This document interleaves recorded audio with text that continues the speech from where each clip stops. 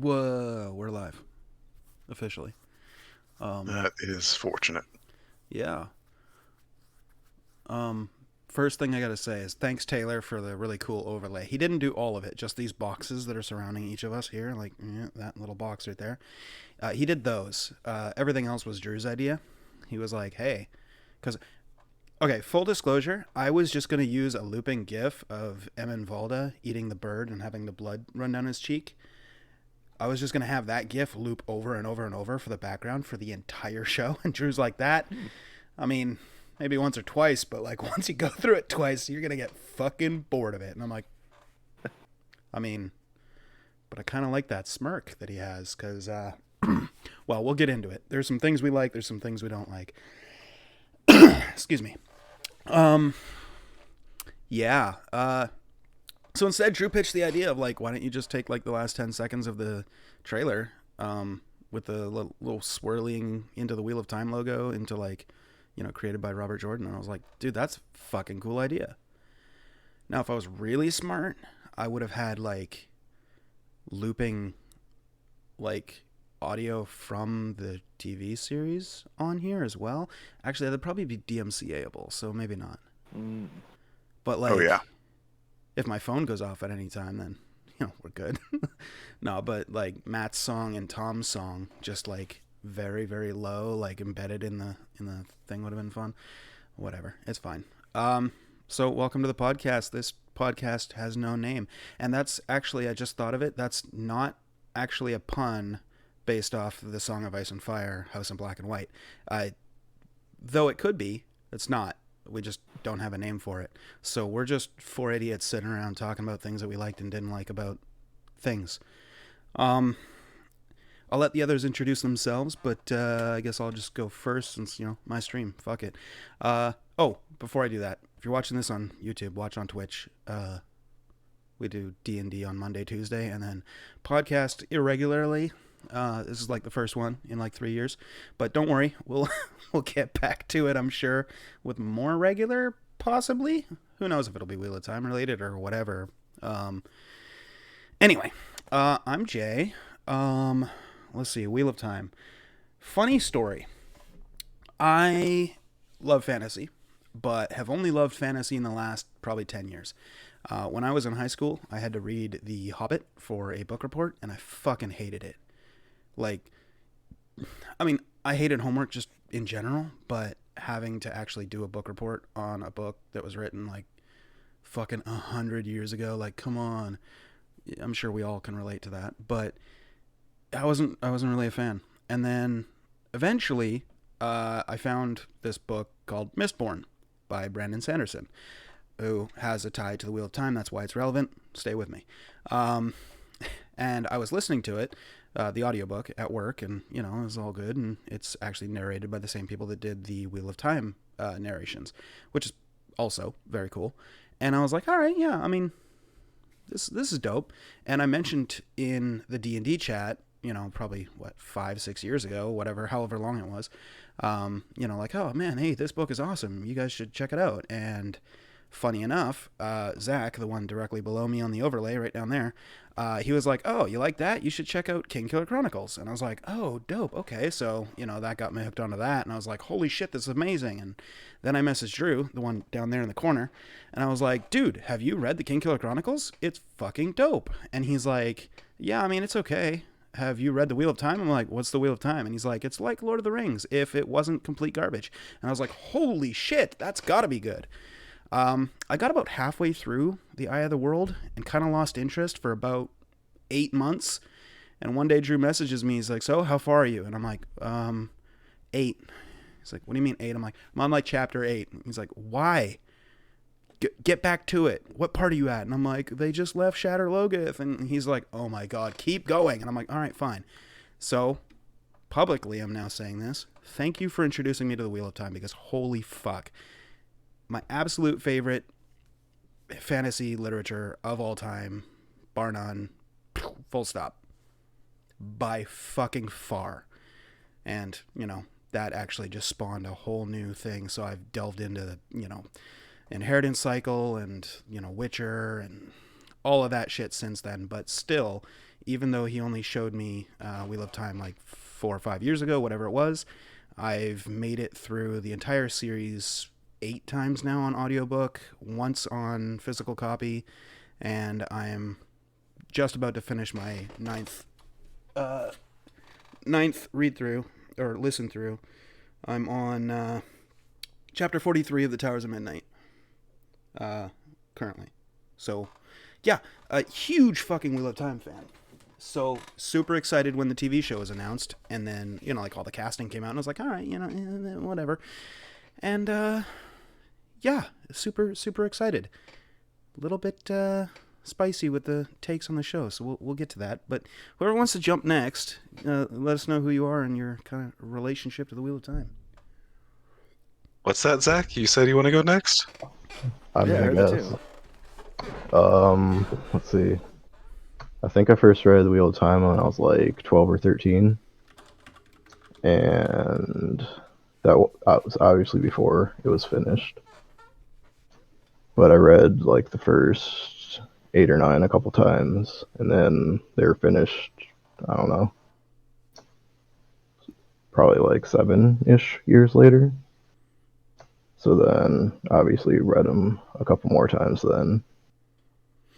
But I haven't really read it in like 5 years, so it'll probably be more like you guys saying stuff and me remembering it than me actually remembering stuff right now. Fair.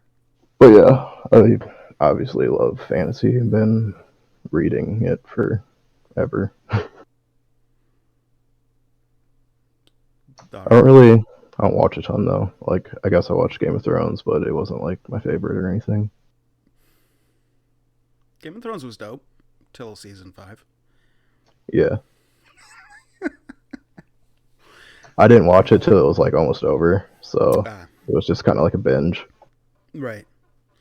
I find that's better. Sometimes. Yeah.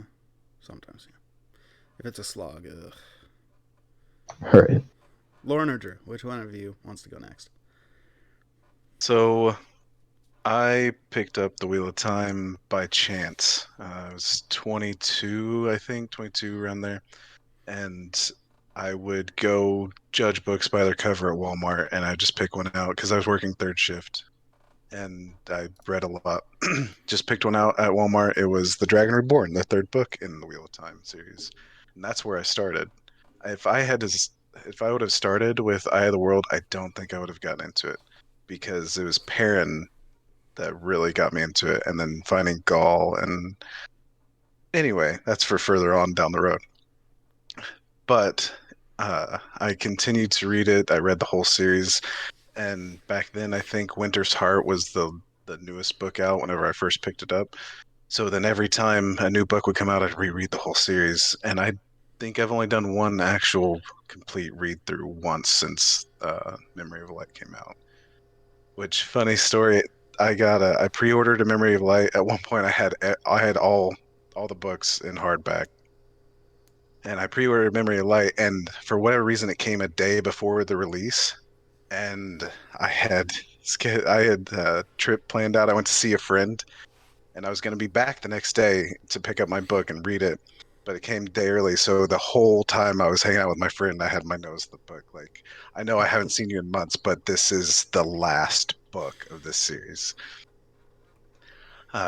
So yeah, I'm kind of a big fan of The Wheel of Time. I didn't realize Jay has just supplanted me as the biggest fan of The Wheel of Time, but I'm glad that I was able to introduce and kick his ass into reading it because it's a really good series.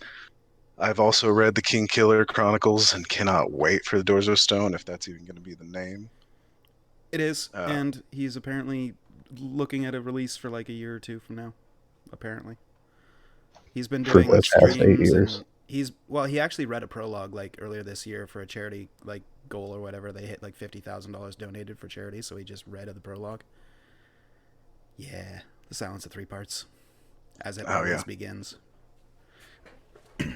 Anyway, so that's up there with my favorite fantasy series. But I think the Rhyria, however it's pronounced, Revelations, probably my second favorite fantasy series. I read a lot of fantasy, but I watch more sci-fi. I also read sci-fi, but yeah, I'm a huge nerd with some serious. I like more mature themes, more intelligent themes, not surface. I can't get into YA. I am not a fan of the YA craze that's been happening over the past decade. But yeah, Wheel Time's been a big part of my life. All right. Lauren, you're up. Hey, I'm Lauren. I have not read the entirety of The Wheel of Time. I've only read the first 3 books, and then I'm just now starting to listen to the 4th book, after having not read The Wheel of Time for about half a year. Other than that, I do like fantasy a lot. I've read Game of Thrones several times. I've read Mistborn recently, which I love that trilogy. That was great. I started reading the Stormlight stop Archives. there. Don't read Wax and Wayne. Just stop after the first I three. started reading the first Wax and Wayne book, and it was okay. Oh, I'll probably finish it at some point. okay. But yeah, I also started reading the Stormlight Archives, and Fantastic. that's kind of about it for recently. I do have one friend that about 2 years ago started The Wheel of Time on audiobook, and he finished the entire 13 books in like 6 months or something. 15 books. 14. Yeah, 14. that many books. No one, Whoa, no one come counts on. New Spring. No one counts New Spring. does count. Come on, man. I've never read New Spring. You Oh, actually neither have I. should. It's really good. Yeah, I would classify it more as a novella, but it's quite good. It gives you a little bit more backstory into Moraine and Swan and, how they began the search for the dragon. It's pretty cool. It's very cool. Sorry, Lauren, keep going. No, that was about it. Yeah. Oh, okay. He read the entire thing, and he was like, "Yeah, you should read it." And I was like, "Sure, dude." And then I did. Fair. I had a question pop up in my brain that I've been holding on to because I didn't want to just jump in there in the middle of it and derail everything. Drew, when you got your book earlier for the Memory of Light, you got it early. Did you spoil it for anybody? No, I was too busy reading it. Good man. Good man. So that kind of brings us to see like how I did that transition. That brings us to spoilers. So for this conversation, we're going to try, with a capital T, we're going to try not to spoil it. So, however, fair game is all of Eye of the World book and the Wheel of Time TV series. If you don't want to know what happened in the TV series or the first book, stop listening, because we are going to talk about that extensively. Spoiler alerts will be given if we start to talk about something that goes beyond what was already shown in the TV series or the first book. If it's significant, I know I got some stuff on my list that I want to talk about that is significant, and I will be giving spoiler warnings for it. I will be speaking very vague to the point where book readers will know exactly what I'm talking about, but people who haven't read the books will be like, what's he talking about? And they will forget it by the time it gets to that point in the show. It won't even be a thought in their mind. We're like, that's what he was talking about. Like, it's going to be super vague. Might as well just start. I asked the guys here to come up with a list, I guess you could say, of 3 things they liked, 3 things they disliked about the show, and we'll kind of start with that. So let's start with number 3 on your guys' list of things that you liked. Let's start with liked, because I know that this is going to be contentious. Actually, I guess I should say, firstly, how do you guys feel overall about the show adaptation? Hate it, love it, somewhere in the middle. Just very, very vague description, because we'll go over the series rating at the end of the show. What do you guys stand as your feeler for it? I guess I'm kind of somewhere in the middle. I didn't love it, but I mean, I didn't think it was the worst show ever. All right. I thought it was pretty good. Probably maybe a 7.5, 8. Alright. I don't know a whole lot about the Wheel of Time, so I don't know what people hold sacred, but I thought most of the changes were pretty good. Or at least okay. Generally positive. Oh, we are going to disagree in a few.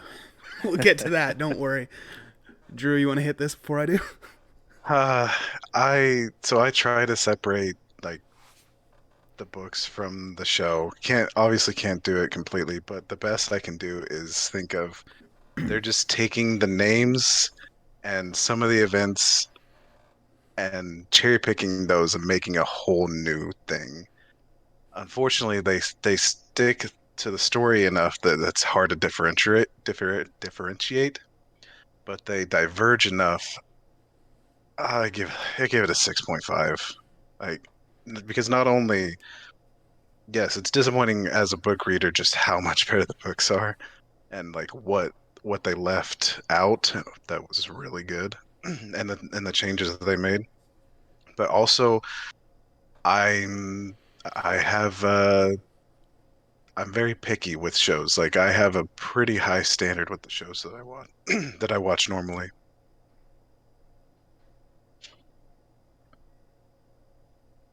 Were you done there? Yep. Sorry. Okay, you just like on that, abruptly actually. stopped. You're good. I watched or listened to Brandon Sanderson talk about it, and he said, "Don't think about this as the book Wheel of Time. Think of this as another turning of the wheel, another Yeah. repeating of the wheel, another story that's very similar." Yeah, That's the way he kind of looked at it. So I kind of feel similar to what Drew just said in the sense that, I mean, obviously, I guess you could call me a super fan of the books. I absolutely love the books. I think it's probably among the best literature I've ever read.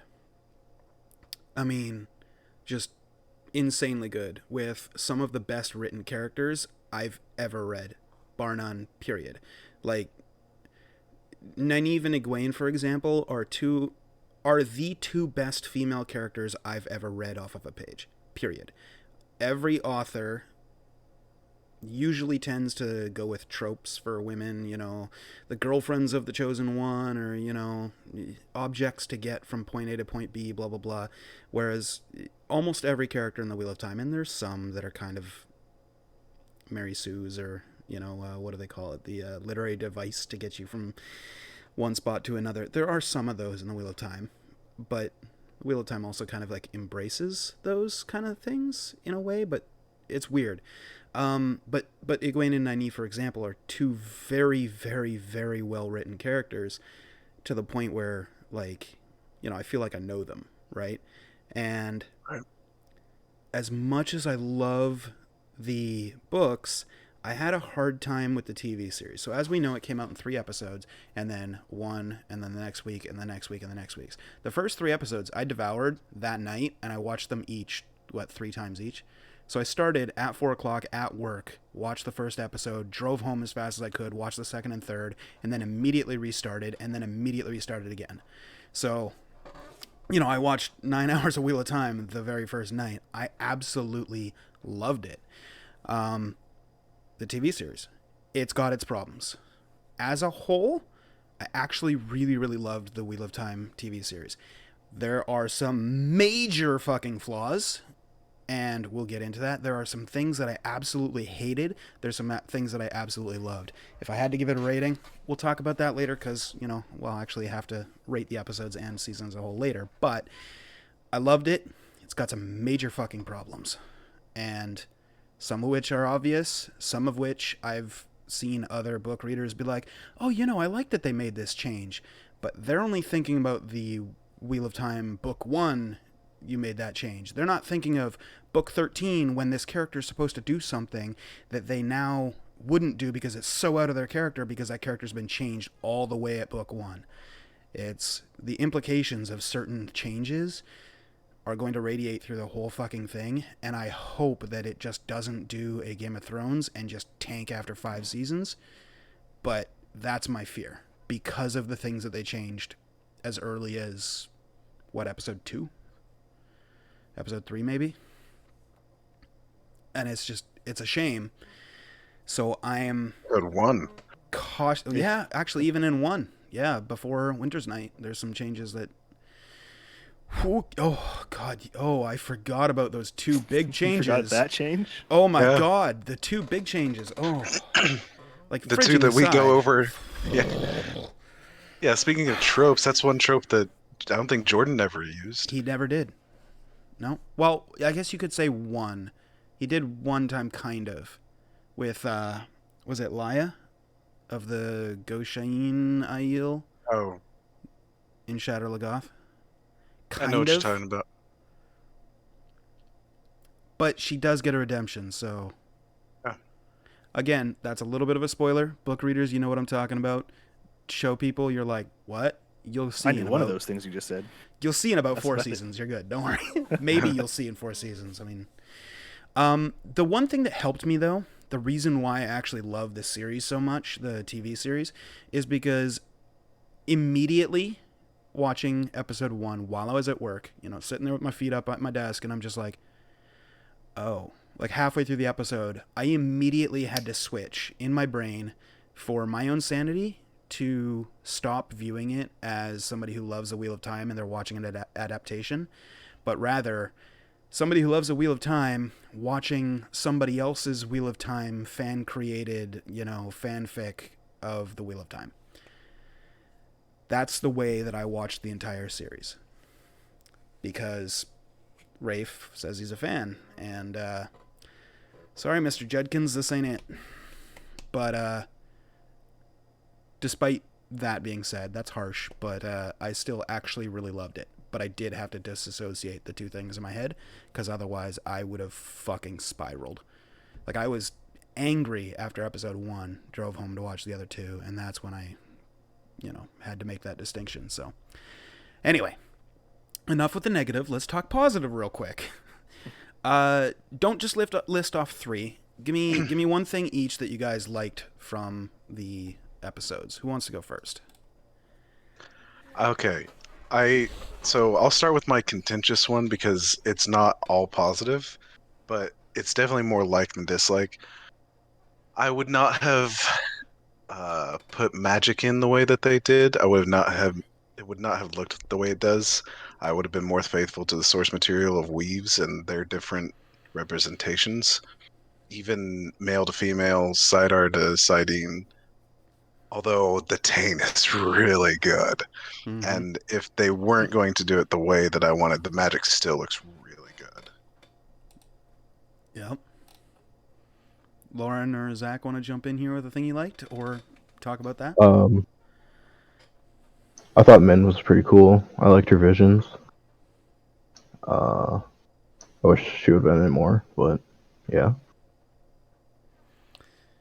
I think I agree with that. Like, I actually being able to see kind of through her eyes as she looks over at the, you know, the 5 Taviran. Yeah, that was cool. As you're looking over at them and you can see the kind of visions that's going on with them, it's like, oh, okay, dope. All right, I see you. You know, well done. And whereas in the books, it's described, and it's fine. You get a mental image of, you know, whatever. Being able to actually see it, like, through her eyes, and then having her trying to interpret it as you're trying to interpret it, like, as a book reader. Like, I imagine you guys were like, oh, what does that mean? I'm pretty sure I know what that means, and that means, but why that? Okay. And you've got to kind of decipher it along with her. That was kind of cool. Not one of my 3, though. Yeah. I'd forgotten about that. That was really, like, I think, you know, television is a better medium for that.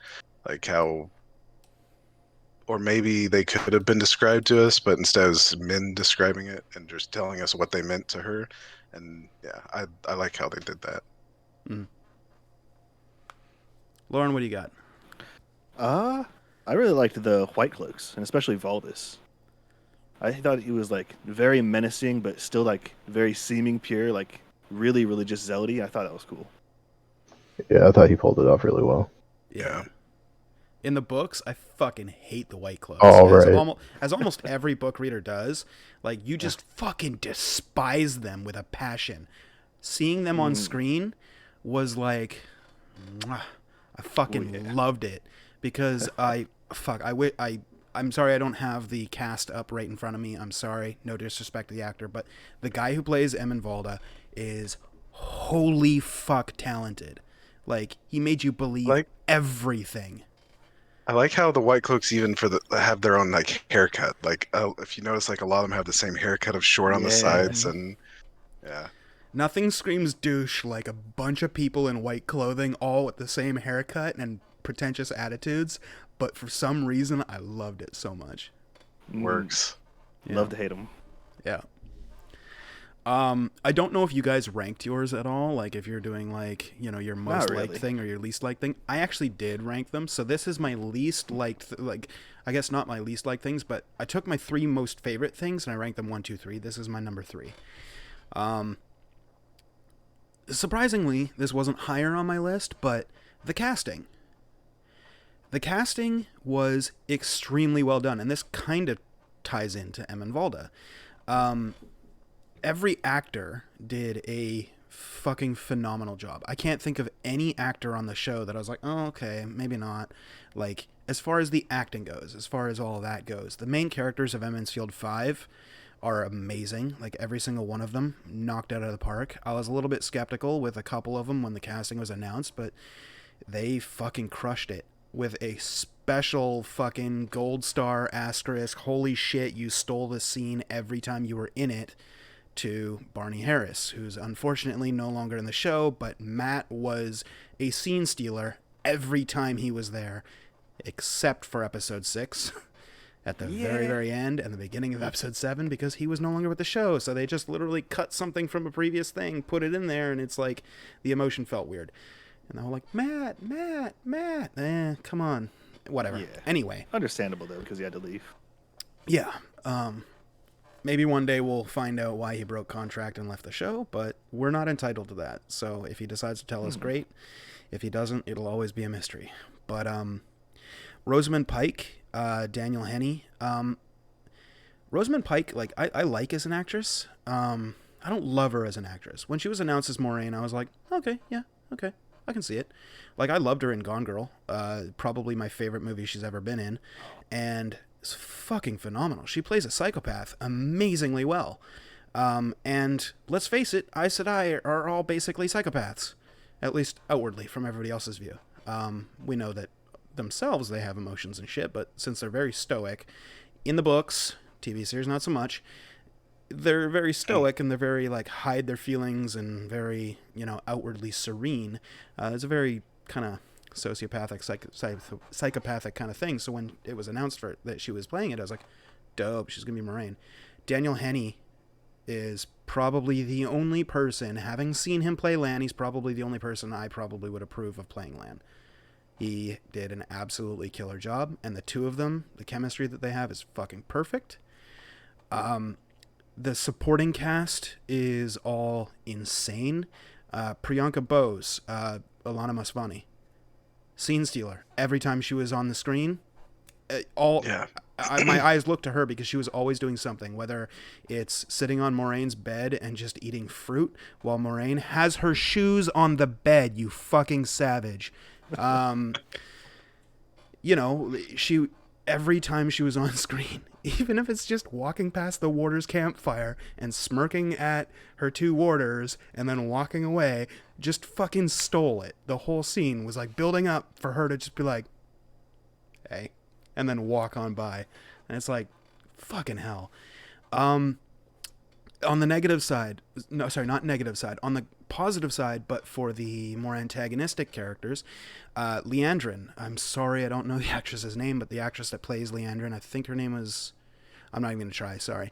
Leandrin and Emin Valda fucking hate them, and that's amazing because it just shows you they play their characters so fucking well that you just hate them right out the gate. And, you know, I'm supposed to hate them, and so they nailed it. They fucking crushed it. I'm like, once again, I don't know his name, but the guy that plays Padan Fain, probably my number 2 favorite casting in the show, period, right after Barney Harris, because Padan Fain in this, even though he had very little screen time, fucking amazing. He's exactly what I was hoping for when they announced the show. So since you brought up, that's my number 2. My number 3 was The Magic, just because it was the lowest down, because I still had negatives to it, even though it, like, for what it is, it's great. But the casting, aside from Loyal and Perrin, the casting's great. And of course the ones you just mentioned, Matt and Lan, or like are perfect. Like you were saying, there's no one else that could play them as well. And those were the two that I was okay with before like we even saw anyone on screen. Jay and I talked about it, and I was like, Matt and Lan, great. Everyone else, maybe. But Yep. I Yep. think Loyal and Perrin could have had better casting. Yeah, Perrin for sure. Fair, yeah. I thought I liked Loyal though. I thought it was like pretty much exactly how I Okay, imagined so hold him. on. What's the deal with Perrin? What don't you like, guys, about Perrin? I'm going to dissect this a little bit because I thought he was great. He just didn't fit what I always had pictured for Perrin. See, Drew's acting it out, but that literally is Perrin for the first 3 books. So, like, I mean, how do you act somebody whose everything is up here, right? Like, and Yeah. knowing that, I was watching it, I was like, he's doing a good job. There's some things that I do have an issue with Perrin, but I think they're writing issues. And sorry, Zach, I cut you off, so feel free. No, like I don't know. I just not what I pictured for Perrin. I guess for me, it is more writing issues then. Now that you say that, because I don't really have a problem with his performance, but the things he was saying and the way he was written was like, I don't know about that. I don't know how many times I said, close your goddamn mouth. Close your goddamn mouth. Close your goddamn mouth. Like, I can picture that bugging you. You can look like you're thinking without. Yeah, I guess Perrin does do a lot of thinking, so it's kind of hard to He translate does, that yeah. to visual media. Yeah. Number 2 for anybody else? Well, my number 2 was casting as well, so Oh, Got that fantastic. So That we're was on going to the be same one of mine as well. So I guess I could be number 2. page. Nice. Clean sweep that's on number pretty 2. Pretty much, yeah. Like Matt and Lan and basically everyone you mentioned. pretty much everyone, yeah. Excellent. Well, I'll kick it up to my number 2 then, since my number 3 was all of your guys' number 2. The second most liked thing that I liked about the show was the tone. The books had a real problem in the first 4 or 5 books of, and funny, if I think back to when I read it or listened to the audiobook the first couple of times, after Drew was like, hey, how far are you? And I was like, just left Shatter Logoth. And he's like, keep fucking going. One of the reasons why I had an issue with the book and why I had a hard time sticking to it was because, no disrespect to Mr. Robert Jordan, he's a fantastic writer and he literally wrote my favorite fantasy series of all time, so he's a god in my book. I pray at the altar of RJ. You're good. But he has this tendency to reiterate something, but not just once or twice to make sure you got it, but literally every time it comes up. So he won't just say Saidin. He'll say Saidin, the male half of the one power. Saidar, the female half of the one power. Now, Lauren, I know as a non-book reader, you don't know what this is. The one power actually has 2 halves, and this is one of my complaints. I'm really? being Wow. facetious. I'm being facetious, Wow. but that's one of the things It's I for the don't like audience. about the TV series. Like, come on, but we'll get to that. But the tone, in the first 5 books or so, the Emmonsfield Five, the main characters, are all written at a very adolescent stage, I guess you could say. So Rand and Egwene are all but promised, and Matt is promiscuous, which basically means he just kisses a bunch of girls and sometimes pinches them as they're like a barmaid. And it's like, okay, I mean, that's kind of... It's cute if you're like 16 and shit, but like as adults, you're just like, okay, so it's a Tuesday? Like, what do you eat? Like, whatever. Like, so the fact that they kind of aged up the characters a little bit, not that I think that the characters were all supposed to be like 16 or something. I think they're supposed to be somewhere around there. I don't think they ever actually said, but maybe 19? I don't know. I can't remember. I'd have to look at the wiki. But the fact that they aged them up a little bit and they were able to show a physical relationship on screen. Not that, I mean, we don't need to see sex scenes, but I mean, we got a couple. 2? 1? Not enough. Kind of. Point is, we don't need to see it, but it was nice that they aged up the characters a little bit, so you could see a little bit of physical intimacy, because it brings you into that relationship a little bit more. And then the other aspect is, and maybe this is a push from the current scope of fantasy writing. It's real big right now to write grimdark. Huge fantasy isn't huge right now. Like Stormlight's going, and that's big fantasy, but like Wheel of Time was the last big one, and then there's like Lord of the Rings and stuff. But grimdark is like the new hotness. Everybody's writing grimdark stories and shit. Like that, I actually liked about the show that it became much darker. So Winter's Night is brutal. It's fucking horrifying and brutal. And from the show, you got that. You had a little bit of God complex Moraine, defending the town, but the fact that literally it starts off with a dude getting an axe in the back while dancing with Egwene, and that kicks off the whole battle of Winter's Night was like, oh shit, okay, yeah, we're going visceral. Okay, dope. And they just kept up that the whole time. I would have loved to have seen a little bit more of Fades in action. But from what we did get, just little teasers of what's maybe to come later on. I'm excited. But the tone, part 2 of that, as I'm quickly glancing at my notes. Oh yeah, right. So with the aging up bit, like Egwene and Rand are already sleeping together, and the situations are a lot more adults than they are in the books. Whereas in the books, it's like, oh, we're promised to we're all but promised, and blah blah blah, and it's very YA-esque, and this was much more adult.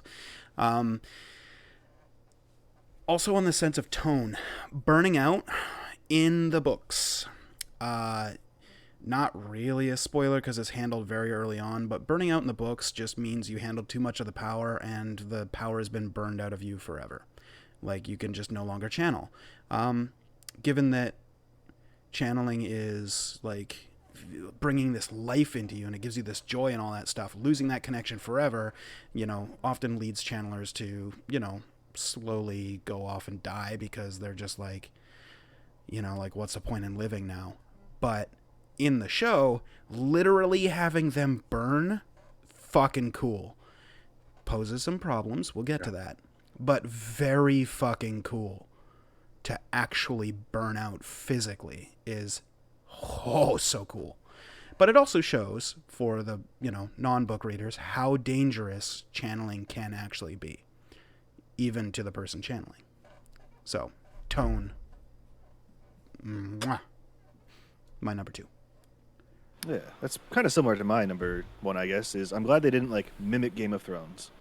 Because when we first saw the Winter's Night, it was very brutal, and I thought it was awesome. But I was afraid that was going to be, the entire series, just super grim, dark, everyone's dying, blood and everywhere. And I'm glad they were, sort of in between the Wheel of Time book and Game of Thrones, where things are dark, but not, hopeless in that way. It's a much more nuanced take than my little rant. I should have just said that. I'll cut that 5-minute rant out of the VOD and just use your clip. You're good. Glad to be of service. Anybody else got anything to say on the tone, or should we move on to number 1s? See, I was actually okay with the progression of tone because early on the tone, especially the first 2 books, and maybe this is why I thought this is part of the reason why I wouldn't have gotten into the series if I hadn't started on the 3rd book, because the 3rd book is whenever it does get more adult. Like the first 2 are almost like The Hobbit, and it's a sense of adventure, and things aren't fucking horrible. There's optimism, and the weight of the world isn't crushing our main characters yet. But I did like the progression of tone in the books, and with us starting where we're at now, I don't think we'll see much progression. But the first 2 books were kind of, there were definitely stakes, and it wasn't all sunshine and roses. But it was definitely more optimistic than later on, whenever the world takes a turn for the worse. Right. Books 8 and 9, when it's just bad. Things get bad. Yeah. Yes. Yeah. The amount of just if I was living in this world, that would fucking suck. Having an entire apple orchard, going out there after waiting for all the apples to sprout, you go out there and pick one out of the tree and it's just filled with fucking maggots and stuff, and being like, well, there's months of my life gone that I'm never going to get back, and oh, how am I going to feed my family and the entire town? I guess I'm not. Like, it's almost hopeless at that point. And then, of course, certain somebody swings by and everything's good, but... Well, that's part of the theming, too, is, like, that's what the Dark One's trying to do, is kill hope. Yeah. And that's a major theme of the whole series. Anyway, like, I think that's a landmine that I'd definitely spoil later stuff in. Yeah. Well, I mean, you could be vague if you wanted to, but yeah. You're definitely right there with what you're talking about with the tone and how it slowly ramps up. I do definitely appreciate that, like, about the series. I hope the tone doesn't just stay the way it is. Like, they set the tone right out the gate. It's dark. It's holy fuck brutal, but also, there's some beauty and everything's chill for like 5 or 6 episodes, and then what the fuck is happening again? I hope that there is a little bit of that roller coaster instead of just even keel the whole way, because they do have to have some place to go. And I think that we will when we actually start to see more of the Forsaken. Because we got one of them, and he was awesome.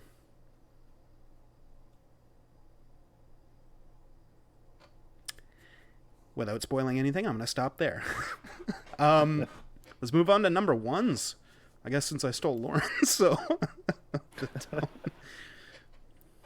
What do you guys got? The fighting. It's funny, in the books, the fighting... if I was ever going to, like, skim pages, it'd be the battles until, the end. The last battle. Or Do My Wells. But... Oh, yeah, right? Right. But, like, even... Unless it was focused in, like, a character breaking a mob in a certain city, defending certain women. Anyway, unless it was, like, something specific like that, just, like, battles weren't really interesting. Like, the overall battle, the last battle of this season, not very interesting. The actual fighting the fighting in itself, it wasn't interesting in the books either. Yeah, it's like 5 pages too. Like, it's all this build up, and then it's like, oh, did we run out of pages? Like, okay, sorry, keep going. But yeah, the battles in this are one of the best part. The magic again, the use of the one power is done really well. I was wondering how that was going to look with like how their effects were going to turn out. I enjoyed it. The ambush on the Aes Sedai camp, especially. Winter Night was a low point in the fighting because it was mostly dark, shaky cam footage. Like, they were trying not to give away the entire beast that is the Trolloc, yet make them menacing. Yeah. I also especially liked how Aes Sedai and the Warders kind of fought together. Like, they were in sync. That was really cool to see. Yeah. Yeah, on the note of fights, like, I absolutely agree with you. When reading, physical copy reading, I would actually get to a part of the fight, and since I'd already read or listened to the series, I would get to a point where there's a battle, and then I would just put my finger in that page, flip over a couple. We still in the battle? Yeah. Flip, flip, flip. Okay, we're good. Okay. And then I'd just continue reading, because the way that Robert Jordan wrote battles, for those that didn't read it,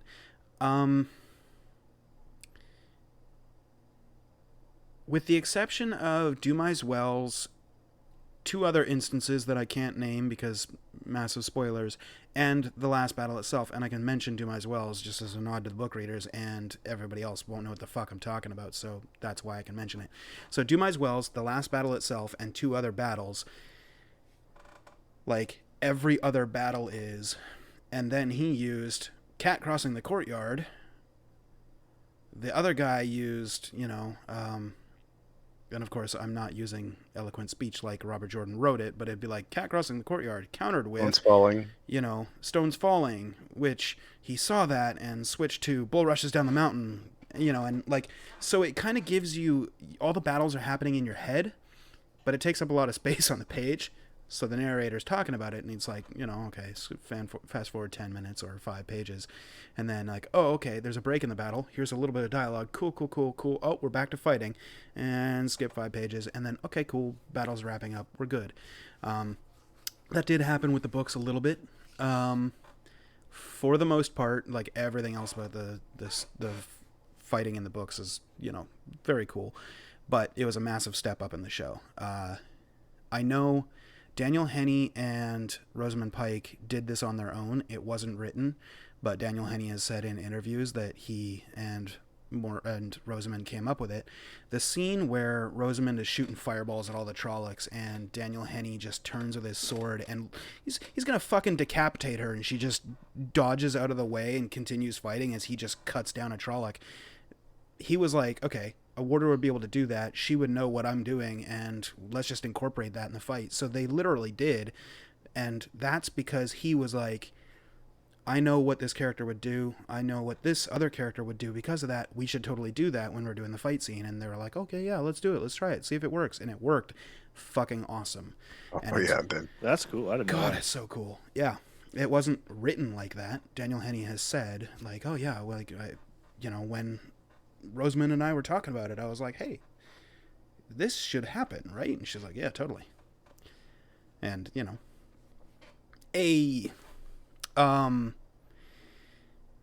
yeah. Yeah. Zach, your number one? Yeah, I'm gonna kind of piggyback on Drew's there. I was gonna go with like the special effects and the Trollocs and fades. I thought they were really cool. The magic I think was a good starting point. I think it'll be cool to see what they do with like the more advanced magics later on. Balefire. I want to see Yeah. Balefire. Mm-hmm. Oh yeah.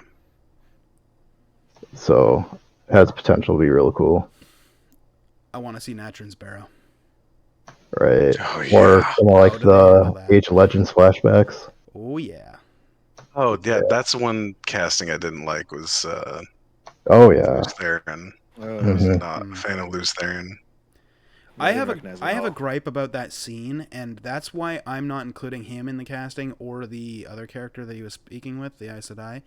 And this minor annoyance for me, but like major fucking problem. That whole cold open, fucking put like a still up that says like, hey, this cold open is in a completely made up language and nobody can understand this, so make sure you turn on your subtitles. Because I watched it and for like a minute I was like, wait, are they speaking really fast and I just can't understand them? What the fuck is happening? Turned on subtitles, went back to the beginning, and it literally says in Old Tongue, and then they start talking, and I'm like, that's how I was able to actually see what they were talking about. But they're like, literally you couldn't understand them at all because they're speaking the Old So Tongue. weird.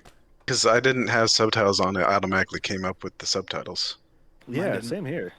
I don't Okay, know. well, maybe this was like literally watching it at fucking 4 o'clock problems, but yeah. Just a Canada thing. You don't get subtitles in Canada. Look, I watched it like literally release minute, so maybe it just wasn't set up or whatever, but maybe. yeah. Okay, so then I take that back. I agree, the Luce Theron could have been better. Yep. Was that all you were talking about with the flashbacks, Zach? Yeah. Anybody else got anything for their number one before I give her? All right. Give her. So my number one, nobody else mentioned it, but it's the nods to the book.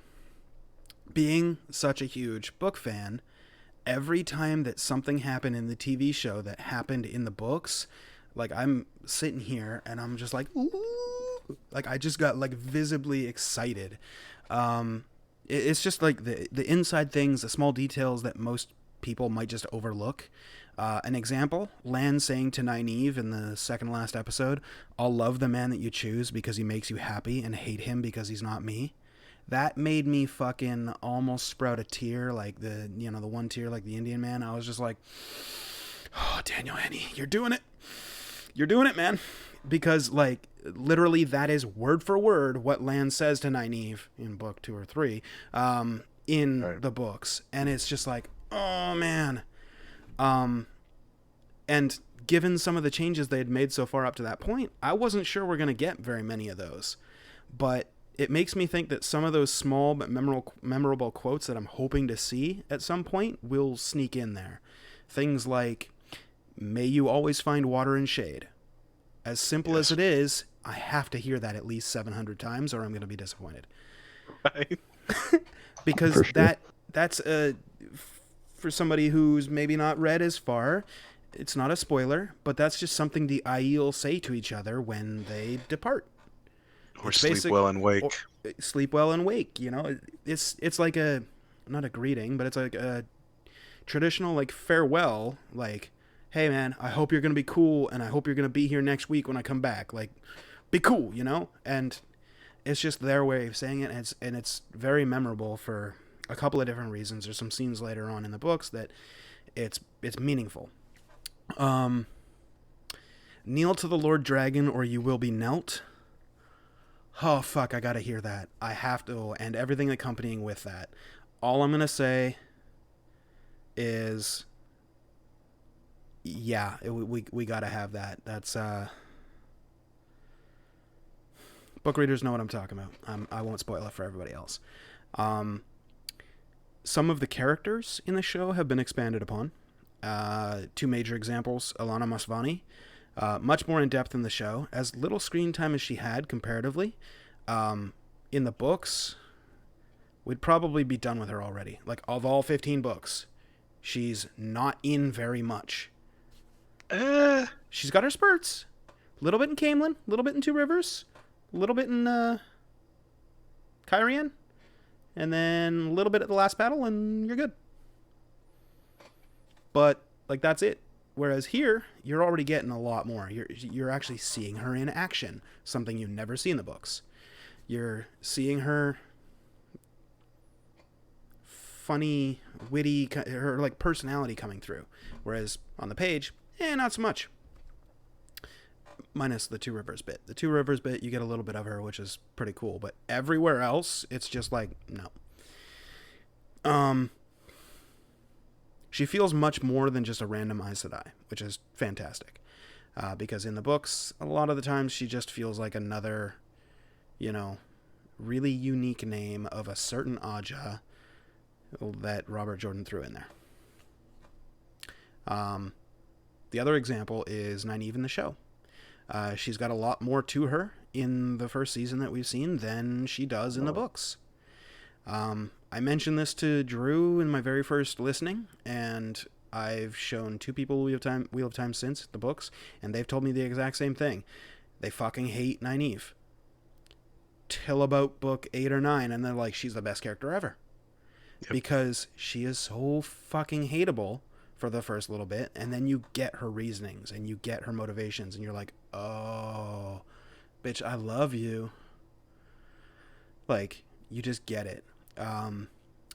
In the book, she comes across a lot as a bully most of the time to her friends, and in the show, not really. She very much comes across as a friend who's like sticking up for her friends, and she cares for them and is less of a bully. She's definitely strong-willed and kind of that arrogance and stuff, but you know, there's that. There is a downside with that, though, is her character in the show, the implication is the part that sucks, because in the book, she has to learn to get to this point of, like, understanding herself and her motivations and stuff, and it's tied to a major character plot point for her, called a block, and she's got to work through that. It does not appear that that is a thing in the show. So half of her storyline is just gone. Unless they're going to bring that back somehow, but so far they haven't shown any thought to that at all. So it makes you kind of go, okay. But her character so far has been very, very well, and acted very, very well as well. Mm-hmm. To that, they have a little bit of that when she first uses the power in the show, and I imagine they'll continue to do that in future seasons. assuming things happen as they do in the books. Yeah, but the last episode, she just joined a circle and helped fight off a bunch of Trollocs without being angry, so... Well, from that, I think they were just basically absorbing her power and using her as a conduit. She wasn't actually in control of anything. No, But but you you do still- have to. You do really have let to accept the source in order for somebody else to reach through you and take it, unless they're changing. Yeah, I'm that for the assuming show. I'm assuming that was just a change to like show that Yeah. she's powerful, but she doesn't have control or something like that. Mm-hmm. Yeah, that's possible. Hopefully. Hopefully.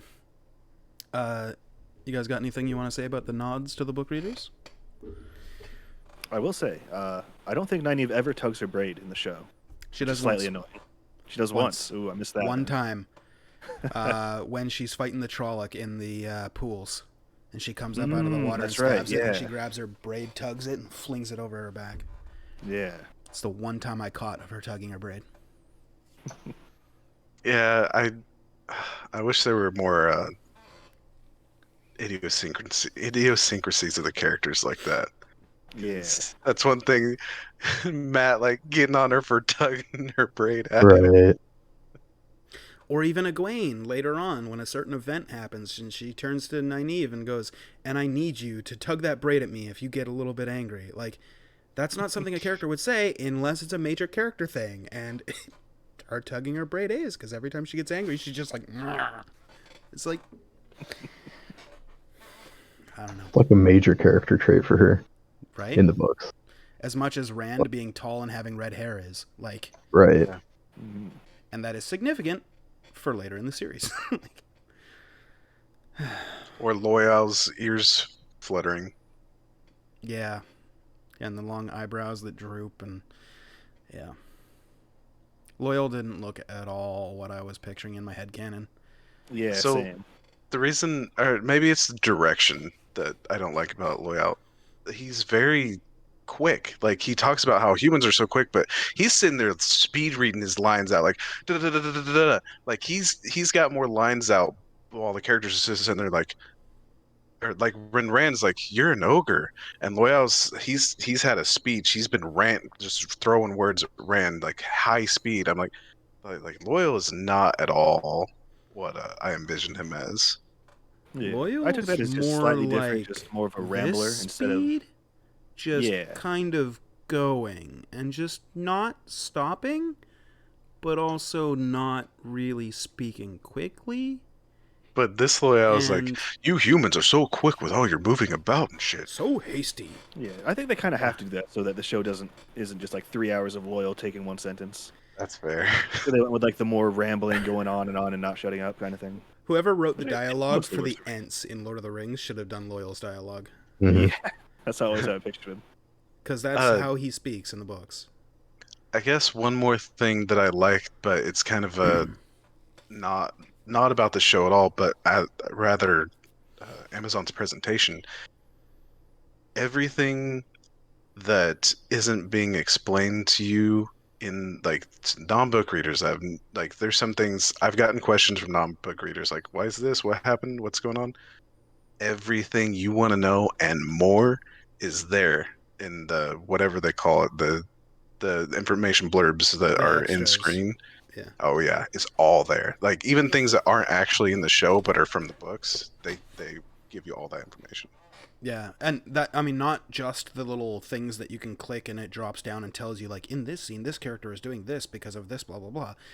Aside from that, if you back out of the episodes altogether and you just go to the Wheel of Time page on Prime Video, you can scroll down, and they actually have, like, a interactive kind of, like, a map where you can actually see the locations that each character went to. You can click on it, it'll say, oh, this location is blah, blah, blah, and blah, blah, blah.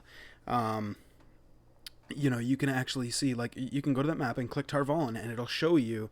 And by the way, Amazon, it's Tar Valon, not Tar Valon. Fucking get it right.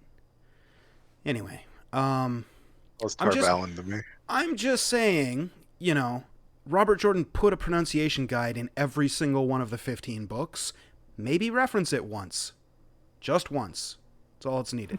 My point is, you got all these locations and you can click on them and it pops up, and it's got also a timeline of what happens. So you can click and see, not shown in show, but on this interactive timeline, you can see like, oh, the Dark One's prison being formed, and it tells you about Lews Therin using the male half of the One power, to lock away the Dark One with his 100 companions, and the Aes Sedai chose not to do that and join in on him. So the Dark One, backlashed against him and tainted the male half. There's been no mention in the show of saidar or saidin. It's the One power. Full stop. Men can't touch it. You make it unclean, as Liandrin says. You dirty it. You defile it. But nowhere have they mentioned saidar and saidin being two halves of the same whole, which kind of irritates me. I get it, because whatever, but like, it's a kind of nitpicky thing to exclude for no reason when you can literally just sum up, like, why do only the men go insane? Oh, because they're channeling saidar or saidin instead of saidar. Okay, why does that matter? Because only the men went against the Dark One, the backlash, the taint, blah, blah, blah. That's why it was created. All of that could have happened in an exposition dump in Tar Valon. Fucking. You could have got a history lesson at some point from any character in the show that knows more than fucking 5 words and lives in a backwater village. Could have told the characters this, and now everybody would know. But if you want to know, it is on the Amazon Prime or Prime Video website where you can actually go to the interactive thing and learn about all that. But that's the only mention I found of the fact that there is 2 halves of the One power, and it's on the interactive guide. It's on there, so maybe it'll come up later, but so far it hasn't. And another thing that hasn't come up, Aes Sedai ages. Yeah. Pretty sure they're scrapping that.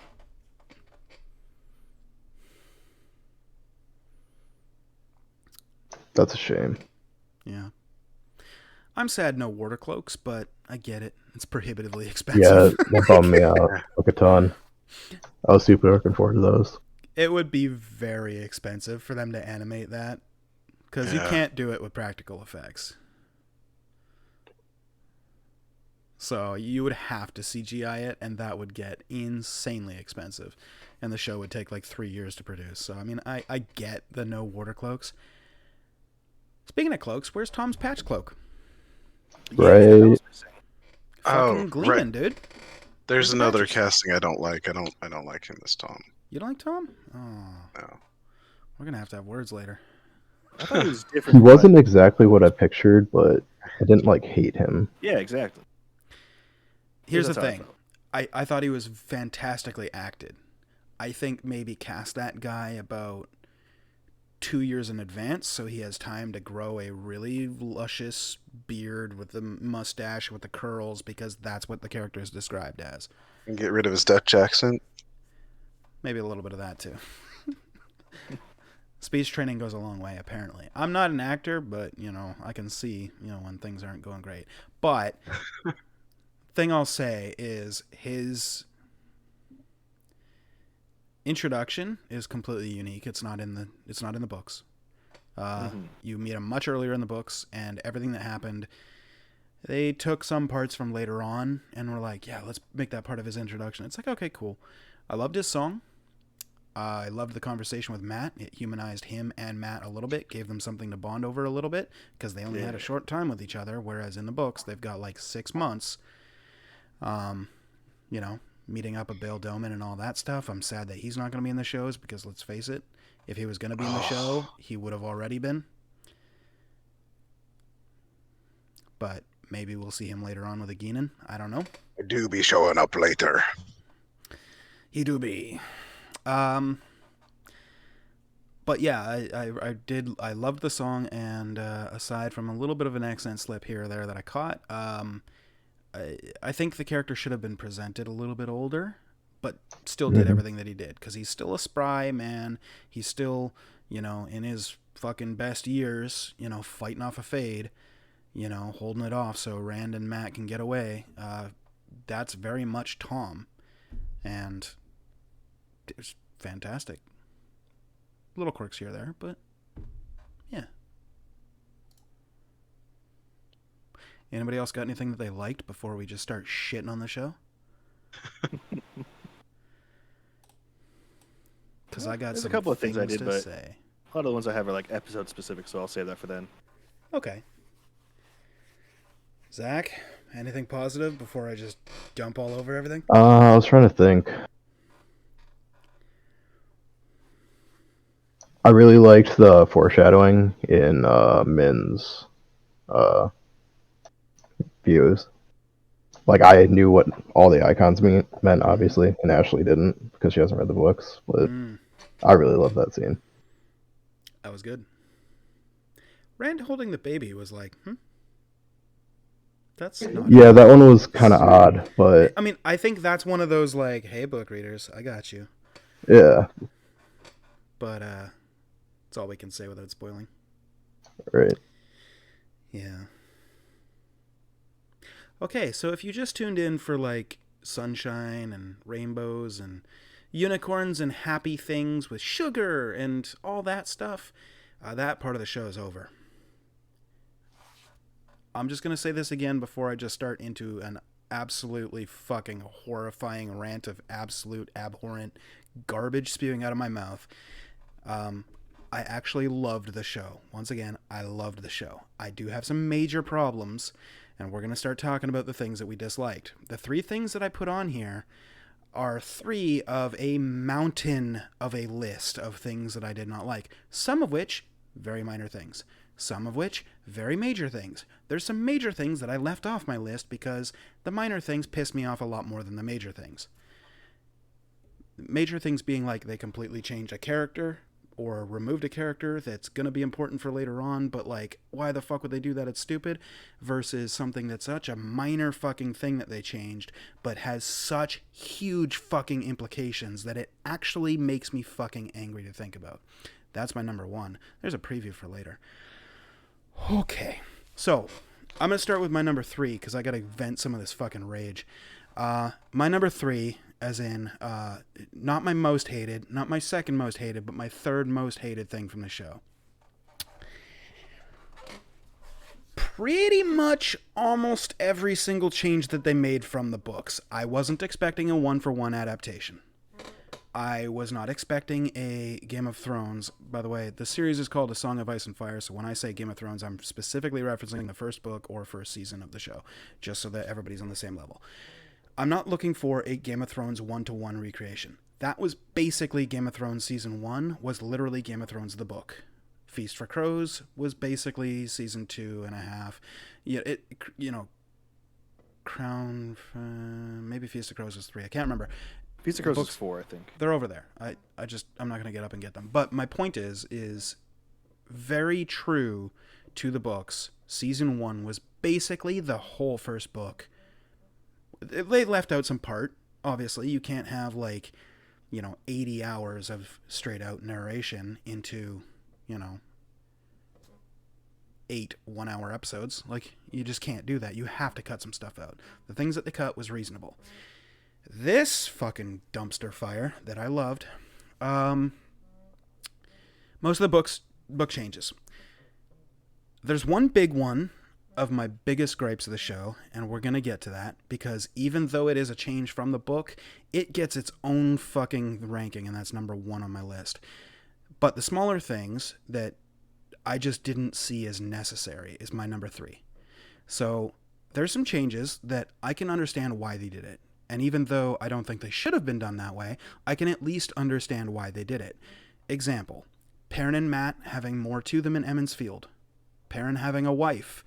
However you feel about the fridging, for those that don't know, fridging is a term in cinema where they give a wife to a character specifically to kill them off for shock value and to give the character a little bit more of a depth, I guess. But it's an artificial depth, and it basically references back to the 1960s or whatever, where a main character opens up their fridge and sees their wife in the fridge. It's one of the oldest tricks in the book in cinema in order for you to get to feel for one of the main characters. Is just literally to kill somebody close to them. Regardless of how you actually feel about that, I agree with Sanderson, Brandon Sanderson, the guy that finished the fucking series, when he told the show writers, hey, don't give Perrin a wife and kill her off right away. Kill off Master Luhan. He literally said, kill off the Master Blacksmith, the guy that was training Perrin the whole time. Same emotional impact, No backlash. It was like from, a father to him. Was like a father to him. No emotional backlash from anybody that would be upset by, you know, a woman dying for the progression of a male character, which, put your pitchforks down, you know, PC police. I agree with you here. Pitchforks down. Anyway, Matt. No future implications. Right. Matt having a complete douchebag, deadbeat dad and an alcoholic, completely out of her mind mom. I get it. I know why they did it.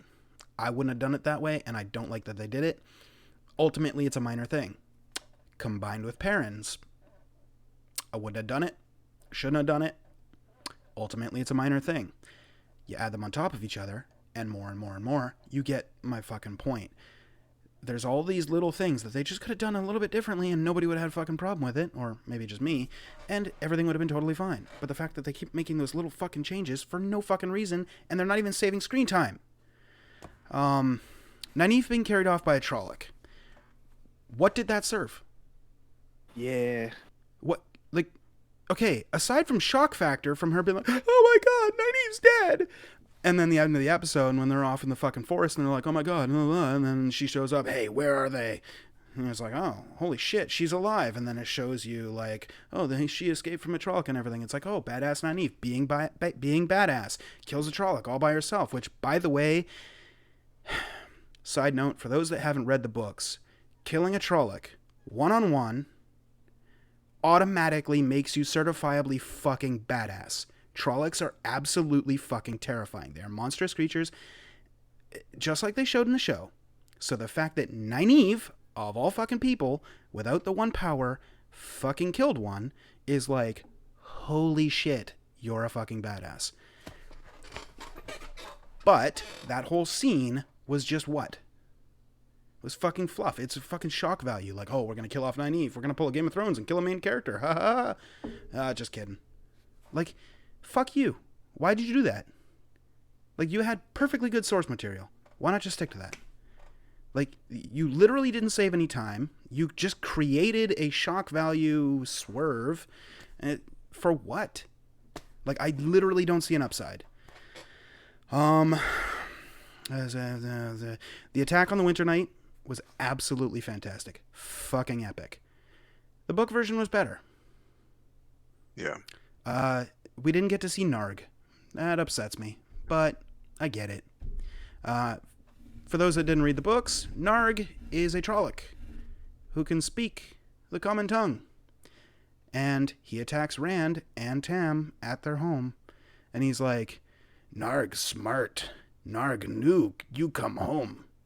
Narg kill you and take you to the great master. It's like, you know, the one smart Trolloc, like, outsmarted all of the other Trollocs and Fades, and he's like, I'm gonna wait for them at their home, and I'm gonna kill them, and then he just fucking dies, and it's fucking hilarious. But the point is, it's like a little bit of comedic effect during a fucking horrifying night. The actual attack on Emond's Field itself, fucking fantastic.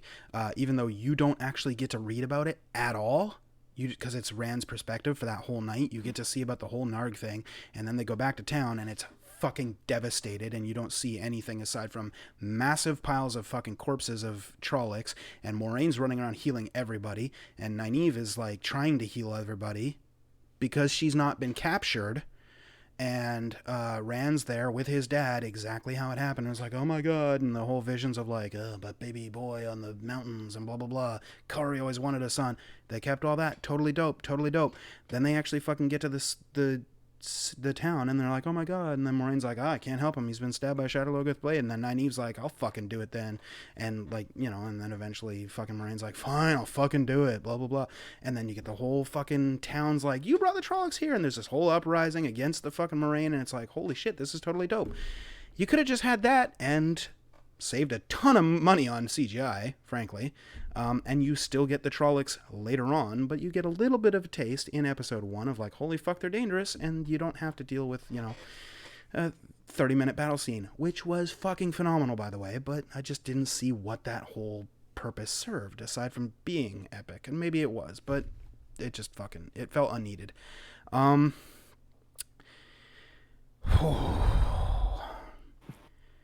Rand... Feel better.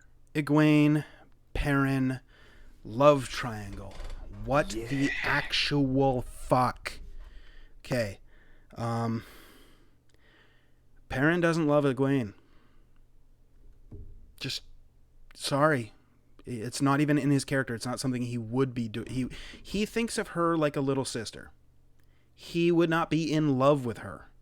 It's just you're completely doing a disservice from the character when you write him to all of a sudden be interested in Egwene, and everybody fucking knows about it. That's why Nynaeve is talking about, when Rand and all them are there, and Nynaeve, slightly spills the beans a little bit, and Rand's like, what the fuck is she talking about? And Egwene's like looking over at Nynaeve like, bitch, you just spilled the beans? What the fuck? And Perrin's like, this is awkward. That whole fucking argument that, by the way, they completely manufactured. I didn't time it, but I should have. I'm going to guess somewhere between the neighborhood of 8 to 10 minutes of screen time and probably 4 or 5 minutes over the 5 episodes before that of screen time that they were setting up this love triangle for absolutely no fucking reason. It was completely unnecessary. It didn't need to be there. It was stupid for them to add it when they already cut so much from the fucking show that would have been fucking awesome to have in those time slots, that they were just like, nah, we can't fit all that because we have to manufacture a love triangle. Fuck you. No. Yeah, I agree. Yeah, that's some bullshit. Bring me more YA bullshit. I love my YA tropes. The only... I'm afraid it's going to come up again in later seasons. Yeah, it probably will. The only thing that I can think of why they would have added the love triangle is to add more for Rand, Egwene, and Perrin to lose if something was to go badly. Aside from just losing, their friends, oh man, I might lose my friend, but also I kind of love her and I never got that, to tell her, blah blah blah, all that tropey YA bullshit that they could have. Maybe they're doing that, but you don't have enough to lose already. The Dark One wants to literally cut everybody from existence, completely destroy hope, everybody living in just a fucking shit pile. That's enough of a threat. You really got to pile on a fucking love triangle on top of that? Really? Yeah, and especially because Perrin hasn't really gone through having killed his wife. He's just talked about it a little bit. Yeah. Now they're bringing... It's what? Graves a little bit I deserve it, which that scene was... okay, whatever. But dude's clearly grieving, and now you're already oh, but he's been thinking about her the whole time. It's fucking come on. Yeah, it just felt very out of place. Yeah, I mean, it just, and it sets up some implications for later on. A Falcon comes to mind, and it just seems completely unnecessary. And how the fuck are they gonna unravel all that? Yeah. When apparently he's in a love triangle already. So now is it a love rectangle? Or I guess it's a square at that point. I mean, plus add all of Rand's, we're getting way pointy here. Right? Why make that up? Give it screen time just to cut something else from the book. For example, Bail Doman. Great character. Fucking awesome character. He could have been some comedic relief at a time when, well, let's face it, you probably didn't need it because you had Barney Harris. But, Bail Doman is a fucking great character. You could have had them, running away from Shadow Logoth, this fucking boat's going by, and they're like, get on! And then, Rand trips over one of the sailors, is like, what the fuck, he's a Trolloc? And then they see all the Trollocs, and then Bail Doman's like, nah, they do be allowed to stay on board. And it's like, okay, cool, yeah. And then you have that character in the back of your mind, be like, cool. So then when they drop them off at, fucking So Harbor or White Bridge or wherever they actually get dropped off, they could be like, okay, bye. And then when that character shows up later on in the series, because he does, and, I can probably tell you this, and I'm fucking almost certain that I'm not spoiling because this character had to have been introduced already for it to make sense for him to show up again later. Now it just fucking won't. Why? That could have taken a 4-minute scene instead of the fucking love triangle, and now you still got 5 minutes to work with.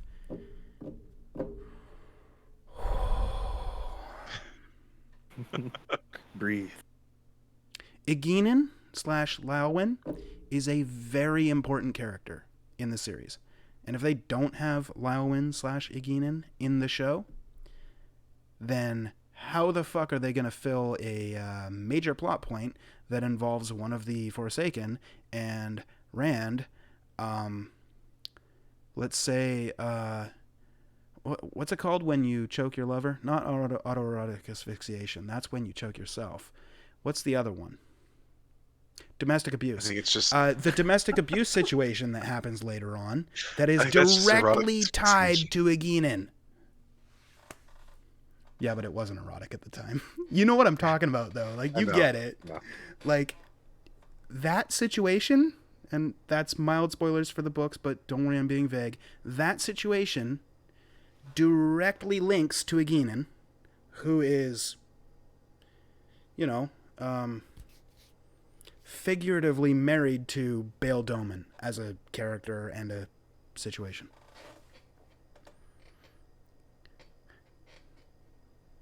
I That's have my no idea number what you 3. said, but I'll assume you're right. That's my number 3. Camelin, you know, and the characters that are there. Well, we're getting that Sure in missed season them. 2, but I sure miss them from the first book. how is Humpty Right. Dumpty gonna fall off the wall? If there's no dragon to laugh at him. No, but you know what I mean. A certain character falls off of a wall and meets another certain character in a Camelin when we don't get well. that till season 2. I actually know what you're talking about. Yes, you do. And there's an innkeeper that was in Camelin. Now he's not. He's in Right. Valdara. Wait. Which innkeeper? Tom's old friend. Right. Yeah, Mm. because he should be in Camelin at the Mm-hmm. Queen's Blessing. Yep. Mm-hmm. So yeah, just Camelin completely skipped over, in part, mostly taken up by Tarvalin instead. See, since I haven't read these in a while, I couldn't remember if that was actually in book 1 or not. So I was like, oh, maybe they didn't skip it, but now you've just confirmed it. Yeah, no, Camelin definitely got skipped. Yeah, because they go from Shadowlogoth to Camelin, Yeah, that's what I thought, but because that's I where was they like- meet up again. After They don't go to Tarval. No one goes to Tarvalin in the No. first book. Yeah. Here's how fucked it is. Okay, so show watchers, you're about to learn something. Not really a spoiler because they fucked it all up. The Amerlin seat. You don't meet her at Tarvalin. You meet her at Faldara.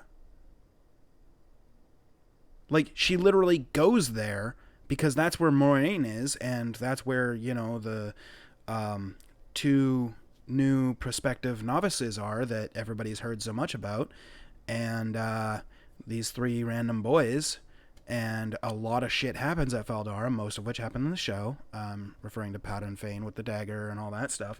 That all still happens.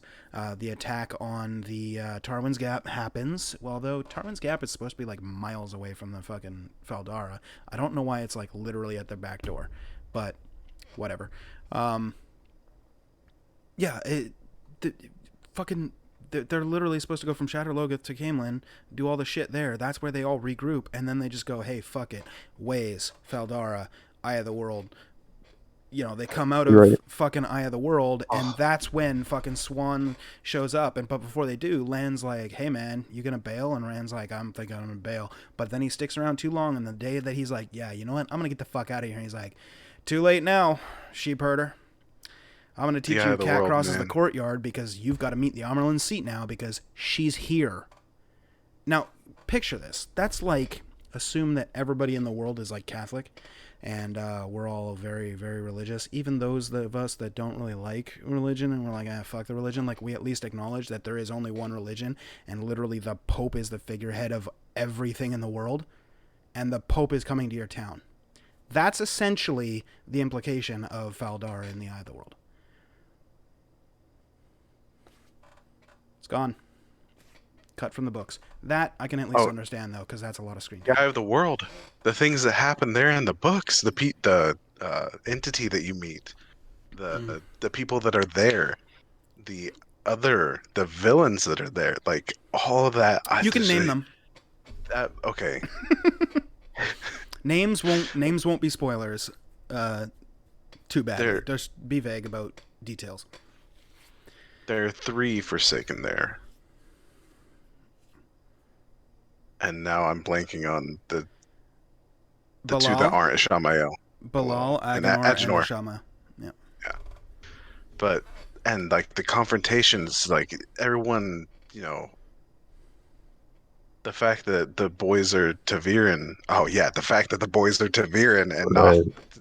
not the girls. Oh, Jay's especially gone on at length about that and just how much it lessens their characters. That's and my I number completely one. I got a agree. rant about that. Trust me. That's my number one major complaint. We'll get to it.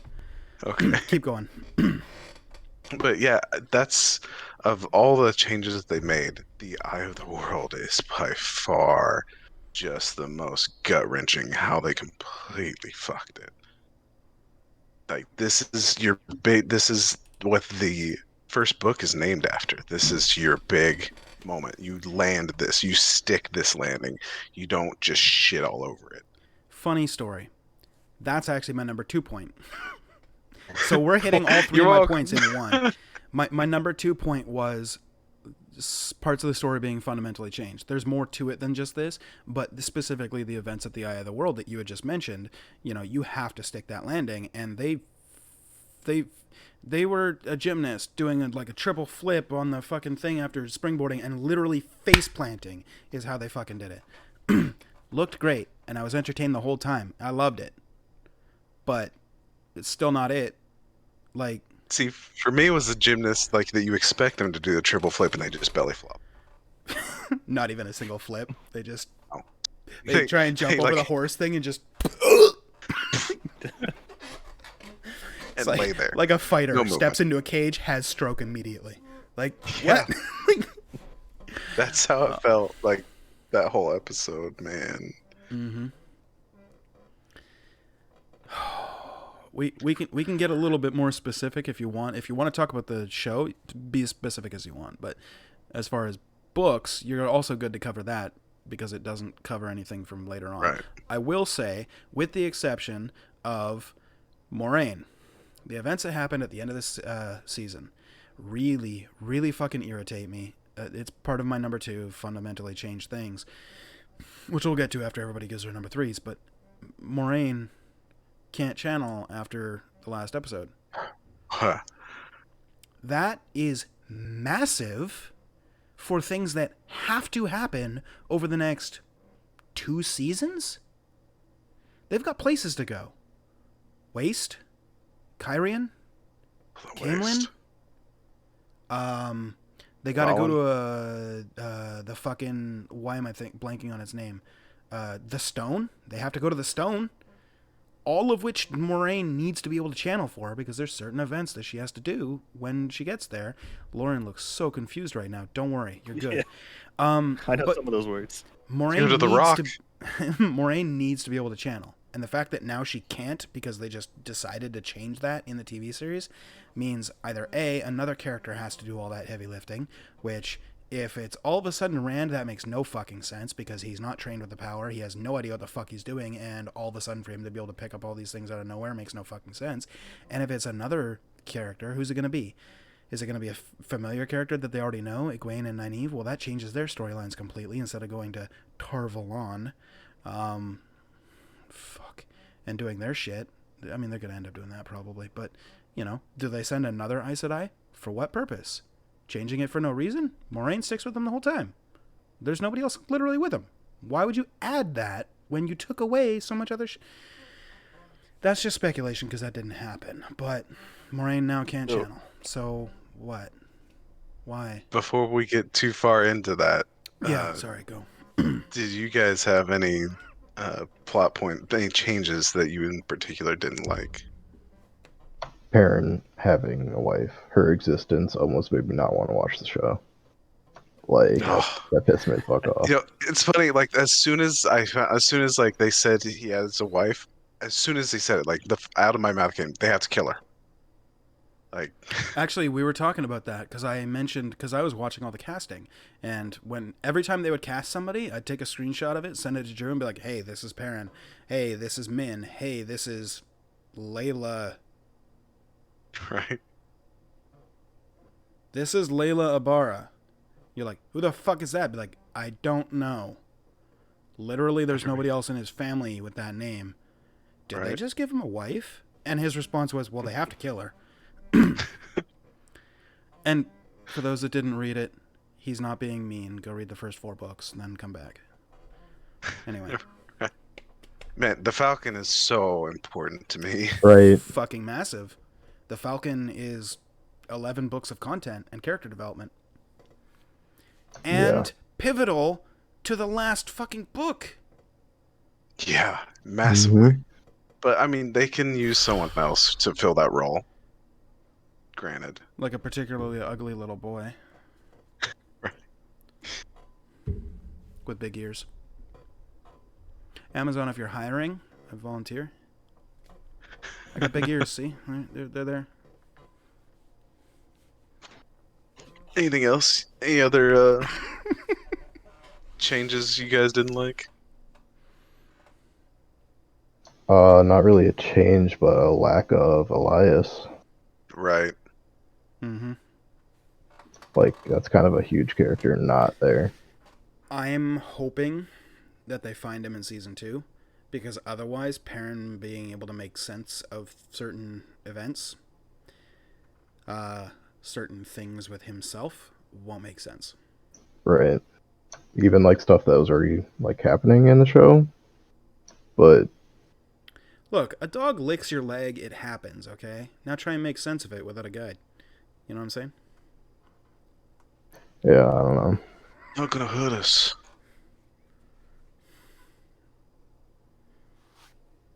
Man. What about you, Lauren? I guess it's pretty small, but I wasn't a huge fan of how emotional the Aes Sedai were compared to the books, where they're like cool as a cucumber. Yep. I guess especially during like the trial, it was Yep. just very weird. Oh man, I actually got physically sick. Maybe it was bad sushi, but probably not. I actually got physically sick when they were in the hall of the tower and Moraine was being... Moraine, Leandrin, and Alana were being questioned by the Amerlin seat about like, why did you, still Logain, blah, blah, or gentle Logain, why didn't you wait, blah, blah, blah, and they were having that argument, and everybody starts getting uppity, and fucking Lyanna smacks her fucking staff. Staff, I was yeah. like- and she grimaced. Like, if she just ting, I would have been like, cool. I was not happy with the other Aes Sedai doing their thing, but, okay, Lyanna, you got this. But the fact that she was just like, it's like, Rafe, please do me a favor. I'm pleading to you. Please, if you watch this, everybody that you cast, gift them. If it doesn't matter if it's fucking one character with one line, gift them the entire series and make them read it and fill out like 100 fucking item questionnaire on like Wow. events that happen in it before they're allowed on screen. Please. And also quit writing fucking shit. Like, you have great source material. Stop changing it. If you want to cut shit, fine. You want to merge 2 characters, fine. Quit adding to something. It's like, Quit throwing in bad TV tropes. yeah. There's already some bad tropes in there. You want to fucking have bad Hey. tropes? Just highlight them. Like the fact that this isn't on my list at all, but it's just a side topic. The fact that, Rand has no clue how to deal with women. And he's just like, man, I wish Perrin and Matt were here because they would know what to do. But Perrin has no idea what to do with women. And he's like, man, I He wish wishes Rand or Rand- Matt were here because they know what to do with women. And Matt's like, fuck, man. I have no idea what I'm doing with women. I wish Rand or Perrin were here because they always know what's going on with women. Yeah, it's a terrible fucking trope, and it happens, and it's one of those things like Saidar, the female half of the One Power, and Saidin, the male half of the One Power, that RJ just happens to repeat about 74 times per book. But it's a trope. You want to accentuate something, accentuate that. Like, quit. Anyway. Was that it for our Alright. number 3s? No, you're the only one that said a number 3. I'm so sorry. Well, that was my number 3, kind of. Yeah, mine was Perrin's wife. I've been like bottling this yeah. up for weeks waiting for this conversation. I'm so sorry. So Oh, you're good. my number 3 will probably not be on y'all's lists anywhere, and It's funny that's all the way down at number 3 because it was actually my first complaint is the accents. I figured that Like would be on your list. that ye old fantasy accent Oh, you mean of British? English. Yeah. Like this is an American series. Jordan draws attention to the accent. Like it's a regional thing that he draws attention to. Eleanor speak pirate. Uh, Aye, that be true. Kyrian, I always imagine is English, like the English accent, but Andorans speak U.S. English accents, and this not the Sea Folk. Oh wow, I'm blanking on the Shanchan. The Shanchan speak Texan with their long drawls. And very So slow, slurred way of speaking. Speaking? Yep. Speaking. speeching, a long yes. I got a lot going on up here. But, yeah. I absolutely agree with you. And, Yeah, definitely. we've talked about it at a length ever since, like, the show was announced. And I was like, dude, they're doing an adaptation. And you were like, dude, I hope they don't fucking do a Game of Thrones and make everybody British. And I was like, yeah. I mean, I get it, but also pick your battles. Like, Yeah, I mean, I get it though. Like, I everybody do uses too. British, and it's like, come on, just separate it. But then if you don't, then people who aren't that into fantasy, you know, they watch it like, wait, is this fantasy? Where's the British? You know, Right. I don't know. Where? Oh, I mean, yes, I get it, but it doesn't stop me hating it. I agree. I can get behind that. That was one of those minor things in my mountain of issues. It's probably somewhere in like the 74th, 75th bullet point. Lauren, you already did your number 3. Zach, you got a number 3? On your No, things you mine didn't was like? Parent's Wife. Oh, right, Yeah. that's right. And my number 2 was Perrin and Egwene ran triangle, so kind of already did that too. All right. Anybody else got a number 2? Mine's going to be long, so I figure we'll break it up. I don't want to talk again for another straight 20 minutes. I was super disappointed in like how little they showed the ways. Like it was like felt like it was like 2 minutes, and it was like cool, but Yeah. could have been way longer, Or why they didn't bring the horses in? right? Yeah. Oh, Or speaking now of that horses, the ways apparently require the power to how open. are the horses going to get through the way or the blight? Oh, they just live Right. there now. The blight looks fantastic in the show, don't get me wrong, but it's not described like that in the books at all. No, And there are horses there because of events later on, and even events that should have happened already, but whatever, they didn't. Okay. How the horse is gonna ride through that shit? Because it's like a brambled briar patch with like people are ducking and diving and climbing through. Like a horse can't do that shit. Anyway, neither here nor there. The part about the ways though, where was all the bridges? Where was all the Right? interconnected, Yeah, spirally exactly. fucking paths where you can look over the the edge of one and you can see a plateau below with like another waystone there, and it's like, where was that? Yeah, it I didn't saw- look very much like I imagined.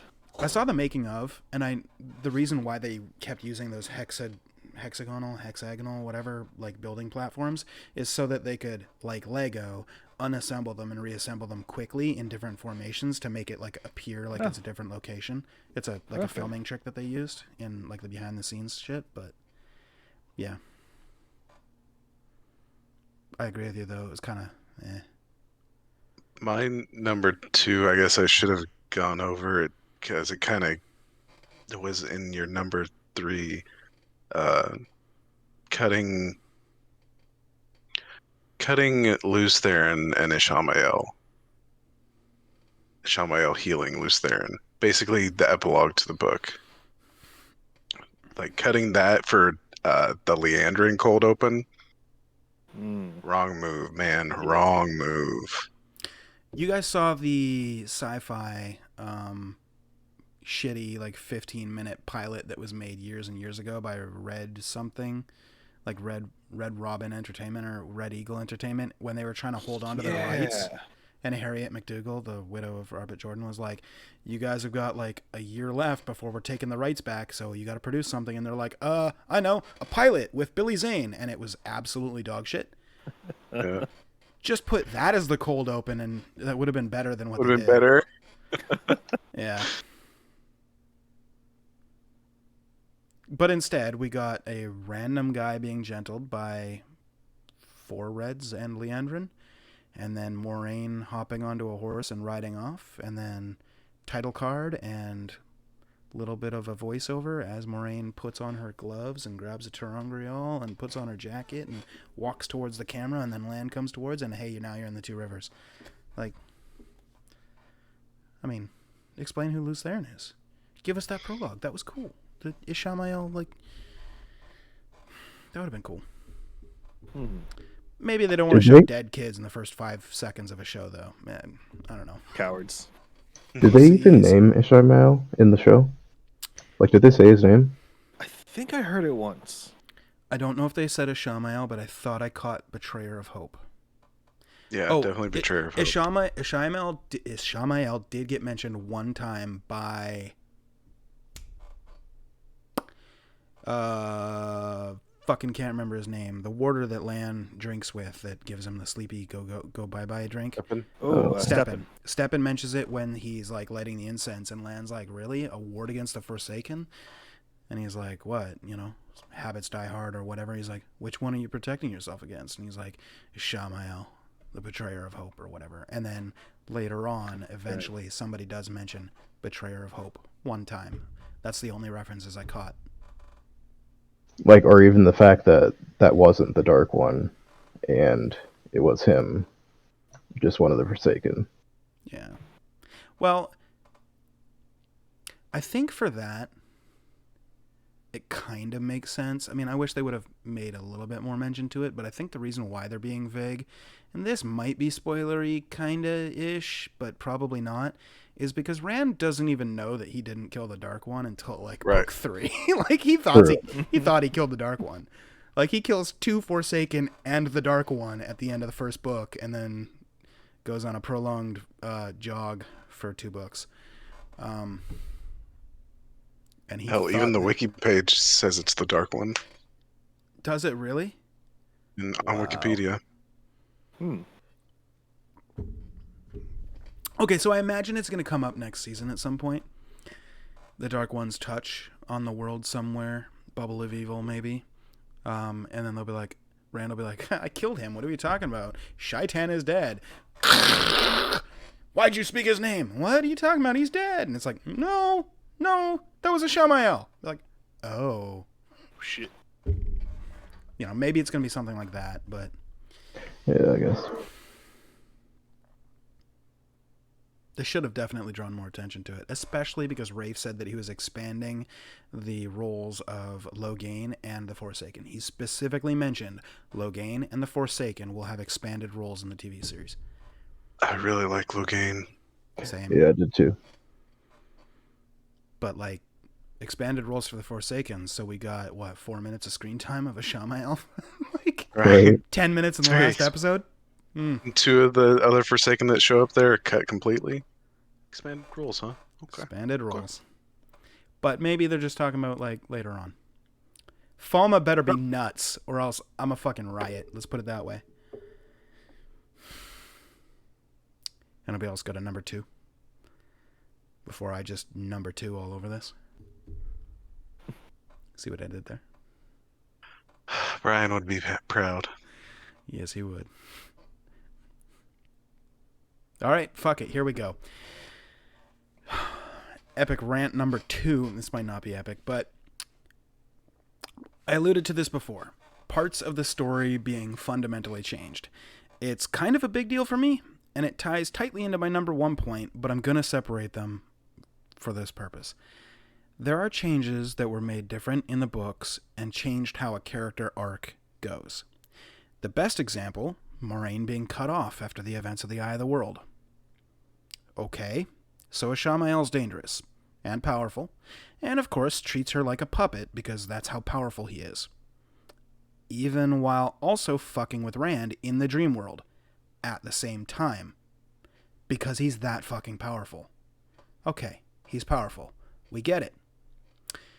But now she can't channel. So everything that she's supposed to do from now on until a certain event at a certain dock at a certain major city, everything between those 2 points, she now has to do without the power. That is gonna be fucking hard, if not impossible for them to do, but okay, maybe they can do it. The implication, though... Go ahead, There's certain darkspawn that attack them that she has to be the one putting them down. Yep. I mean, that's cuttable content, but yeah, there's just so much. And maybe they'll cut that. But that, while being cuttable, is like, why would you? You could have just stuck to the source material and been like, alright, cool. Another turning of the wheel or not. It's like, but why? Like, are you just trying to make it different enough so that book readers will be like, wow, I wasn't expecting that? Because if so... I think that's part of it. You did that, and they're all mad at you. Good job. Risk taken and failed. Yeah. Congratulations, you jumped off the high wire and nutted yourself in front of thousands of people. Millions, probably. I fucking know. The implication... At least 5. Yeah. The implications, though, from that event are vast. And unfortunately not just tied to the world of the Wheel of Time. This part is difficult to articulate and speculate about, but take this with a grain of salt, but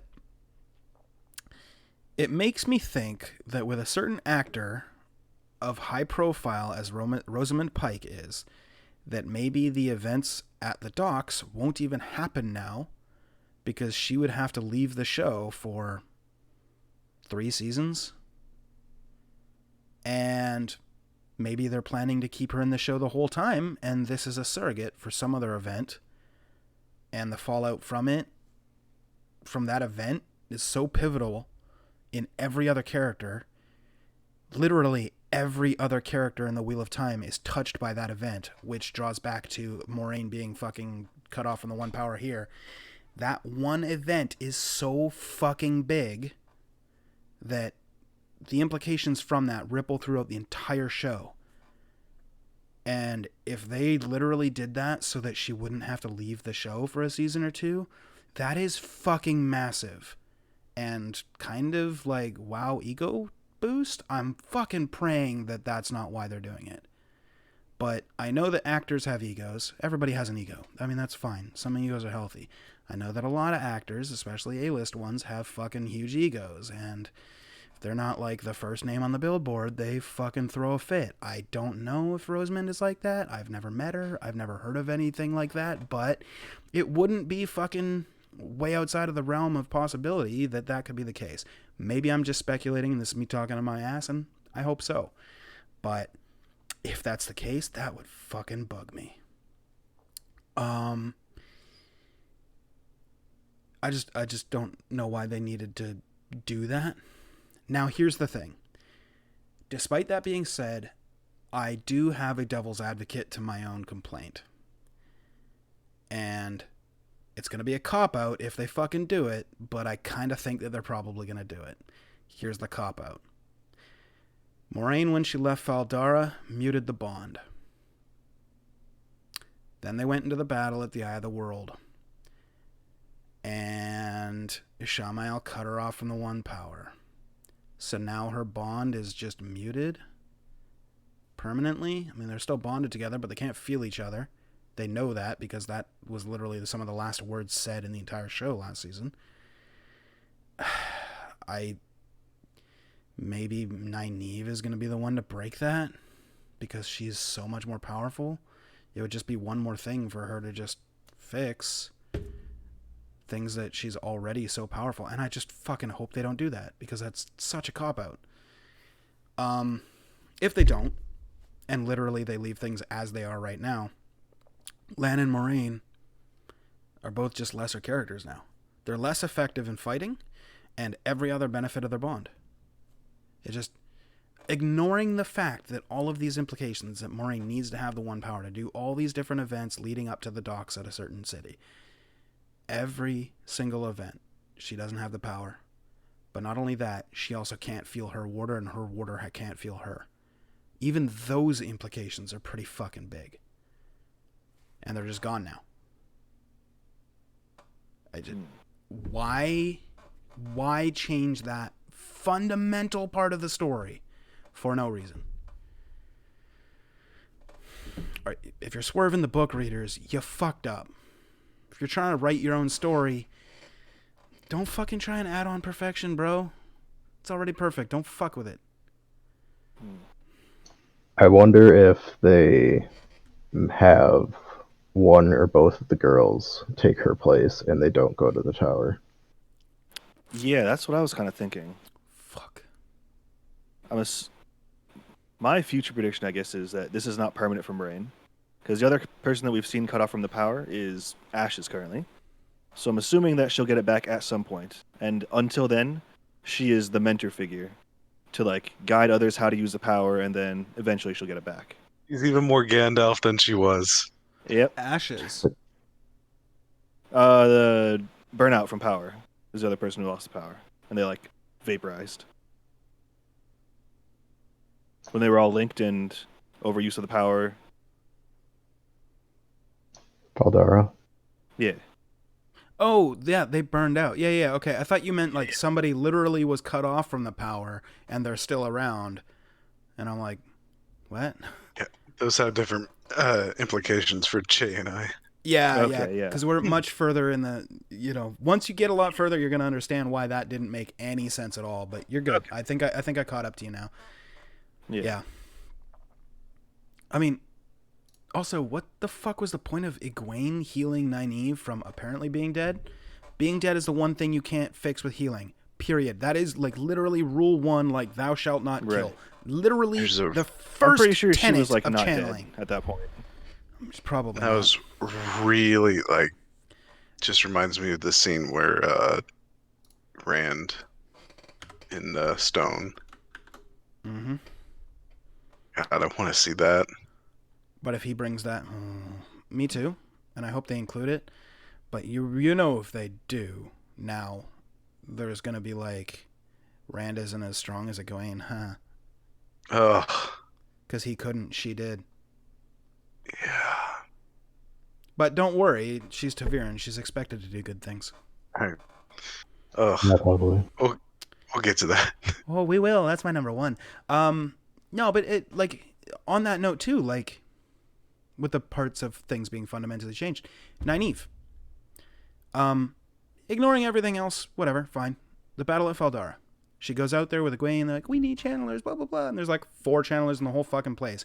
Egwene and Nynaeve, who are both completely untrained, have maybe 3 months of practice channeling the one power at all, have never been taught how to link, are all of a sudden drawn into a circle.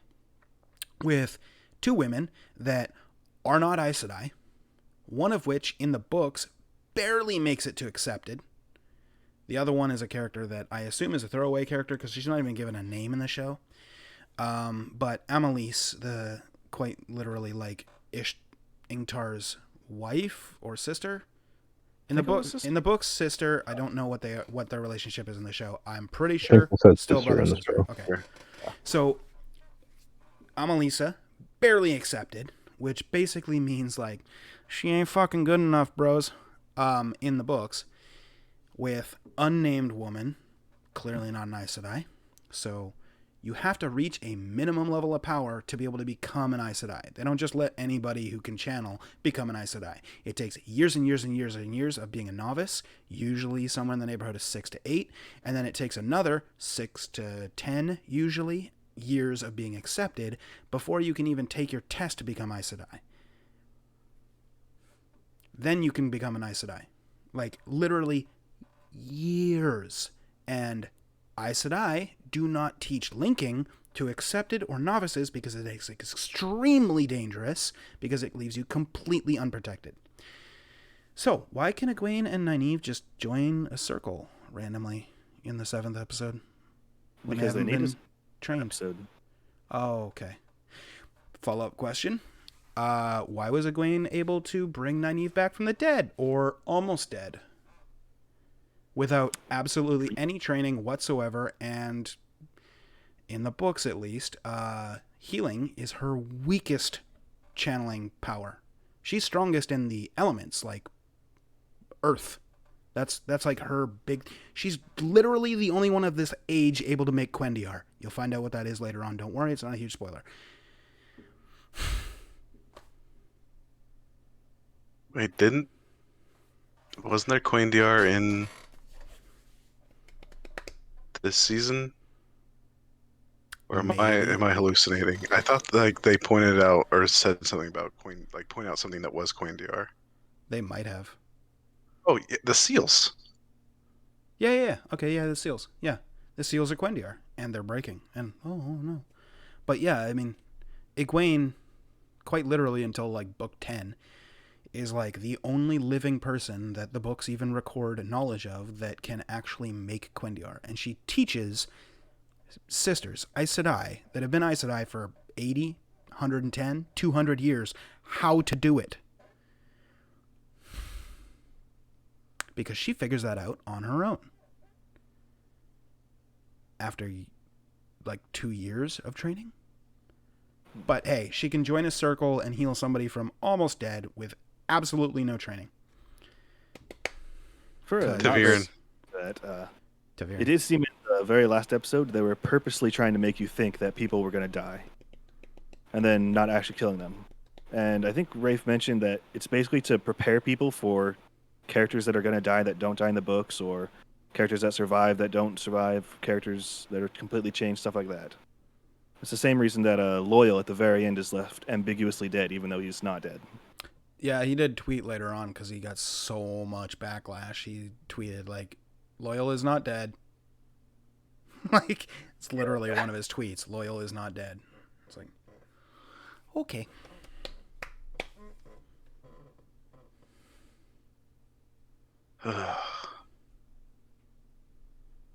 Anybody else got anything to tackle on that, or any other number 2s? Oh, wait, I was the last number 2. Okay, I'll just start with my number 1. That way we can get it out of the way. I'm sure you guys will probably agree with me, though. Okay, my number 1 most upsetty spaghetti thing about the show, the major issue for me was, and this is going to get me canceled by the PC police, but I'm sorry. If you just take a breath for a second and read the books, you'll understand why I'm saying it. It's not a sexism thing. The major issue for me is the inclusion of Egwene and Nynaeve. Hold on, I'm pausing. As Ta'Veren. They are 2 of the best written characters in literature that I've ever fucking read.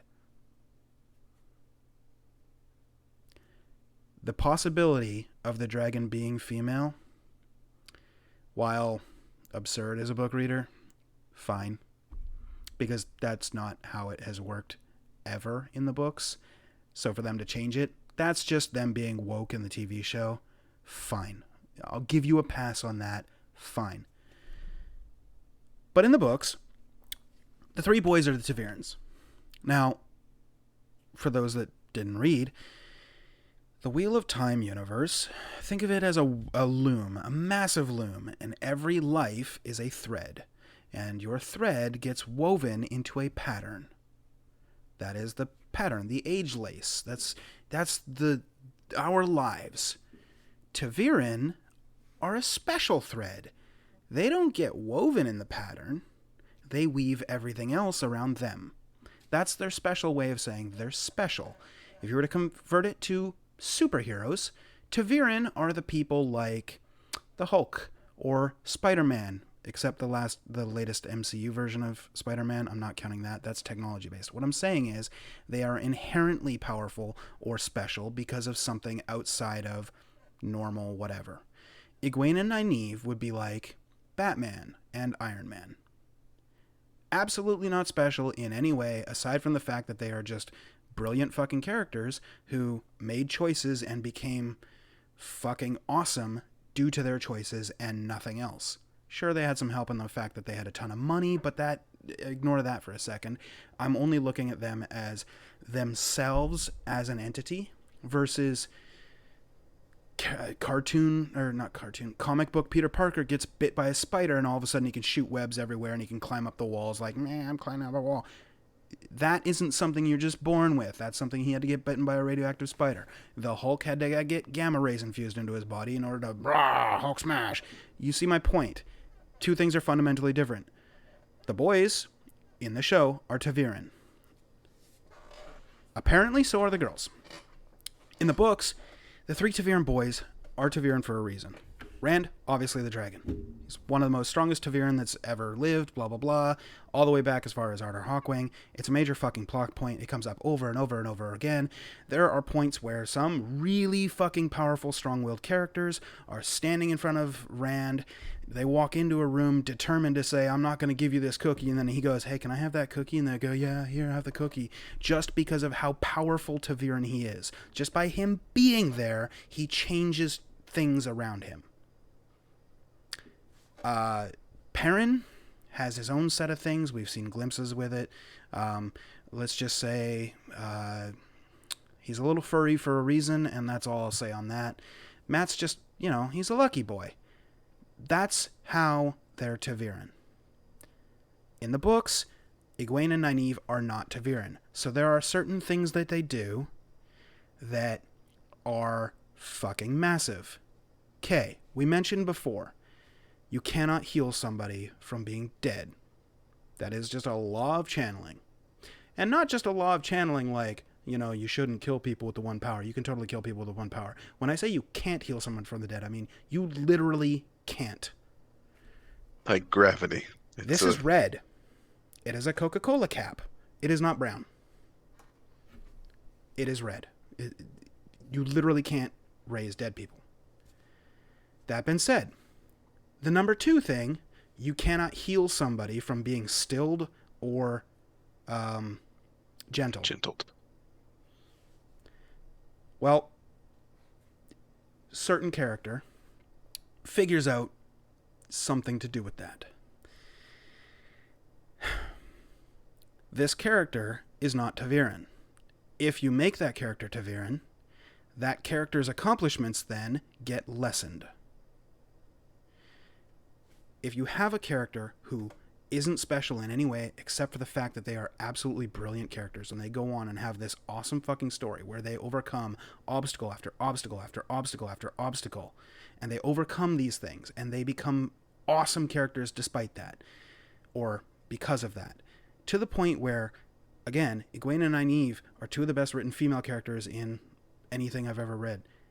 They are better characters than any other character in the Wheel of Time, including all the other boys, including the ta'veren, including the Chosen, including any of the Aes Sedai. That's how good Egwene and Nynaeve are written. By making them ta'veren, as early as the first episode when Moiraine says, we're going to the 2 rivers. I've heard stories of 4 ta'veren living there. And it's like, that caught me off guard, and I was like, what the fuck? And I messaged Taylor about it, and he goes, well, rumors can often be wrong. Maybe somebody thinks it's 4, and it's actually just 3, and she gets there and is going to find out. Okay, yeah, fine. And I was like, that's going to piss me off if that's true, but I hope it's not, but I'm going to calm down. I'm going to chill. And then literally episode 8, they literally confirm it. Moiraine goes to Fal Dara with 5 ta'veren. They have confirmed it, they're ta'veren.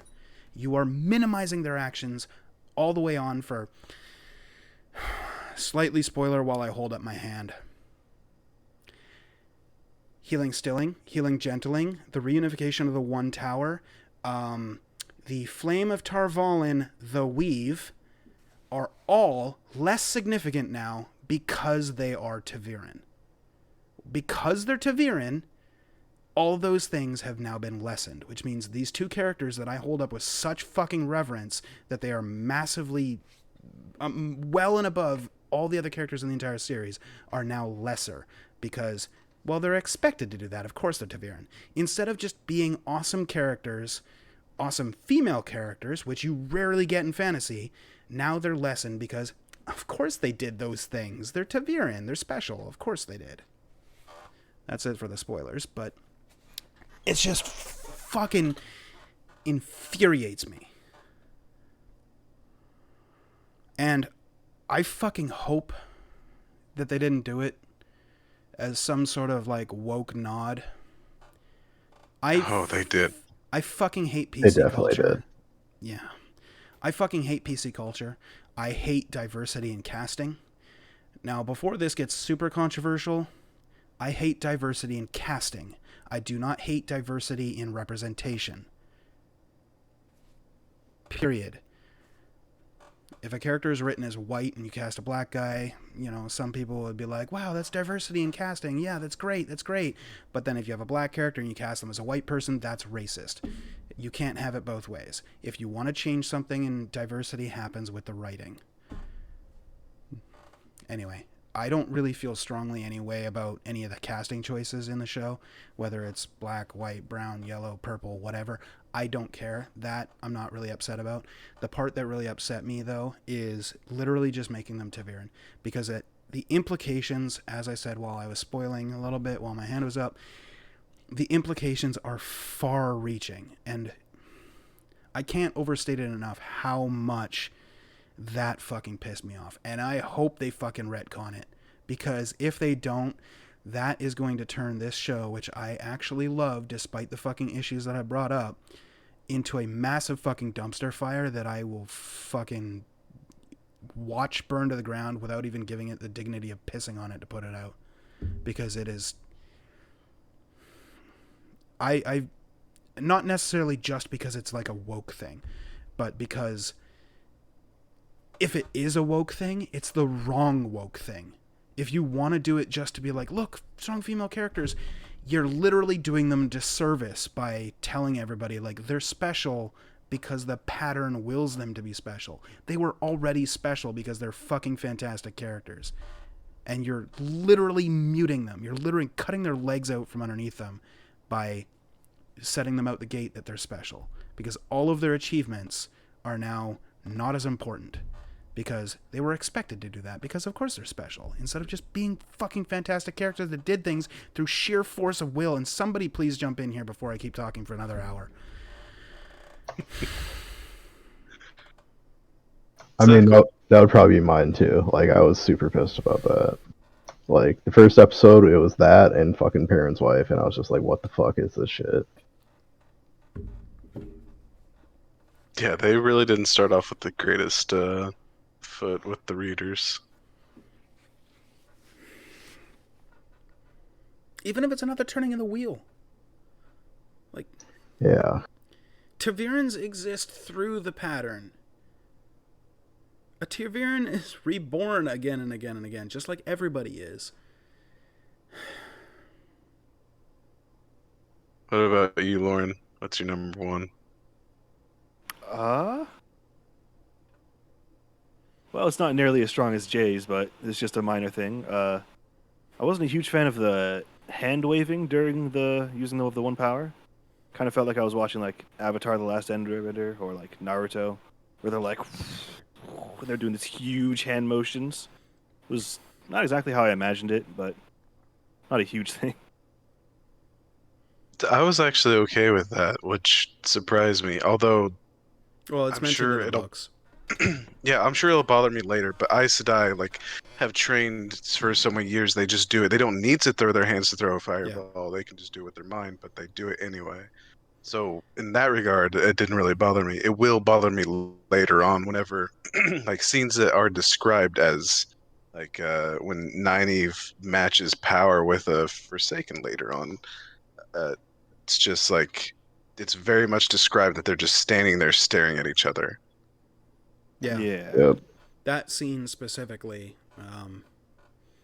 literally, they're both just standing at each other, staring at each other, and they're both sweating, which Aes Sedai have the ability to not sweat just by choosing not to, basically.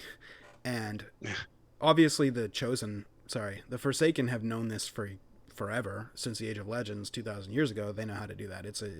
Every Aes Sedai knows how to do that. And Nynaeve eventually gets taught, like, hey, you want to not sweat? Just choose not to. And she's like, oh, okay.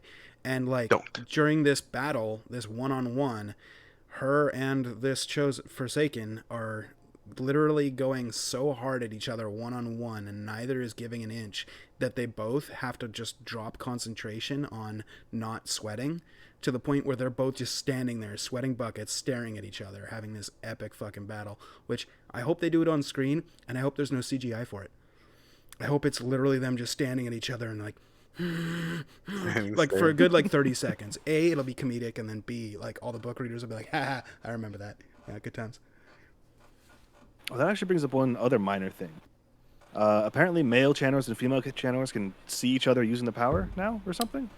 That's number 4 on my list. It just missed it, but yeah. That was a minor thing. Here's the thing about that. They literally mentioned So in much episode implication to 3 or 4 that men and women can't see each other's weaves. They literally Right. mentioned it. Then, But then- Moraine goes and talks to Logain and is like, you're not the dragon. He's like, come on. He's like, tell me that you're how you're the dragon. Come on, I'm the dragon. Okay. As powerful as you are going to be a trickle in the blazing inferno that is the dragon. Cue to 10 minutes later, and everybody's fucking dying, and Nynaeve's like, rah! And then he's like, wow, the blazing sun. Oh. How are you able to see that, bitch? We literally just distinguished 10 minutes ago that you can't see female weaves, but all of a sudden you can see it? This blazing sunlight? You literally quoted Moraine from 10 minutes ago? That was number 4 on my list. I didn't make it, but I agree with you. Yeah. Absolutely. That fucking irritated me. Mm-hmm. Nowhere near as much as a Taviran, but Oh, also the lack of shawls in the White Tower. right? Why the fuck do they all gotta wear literally only that one color and all over instead of just a shawl or little accents Right. here or there? That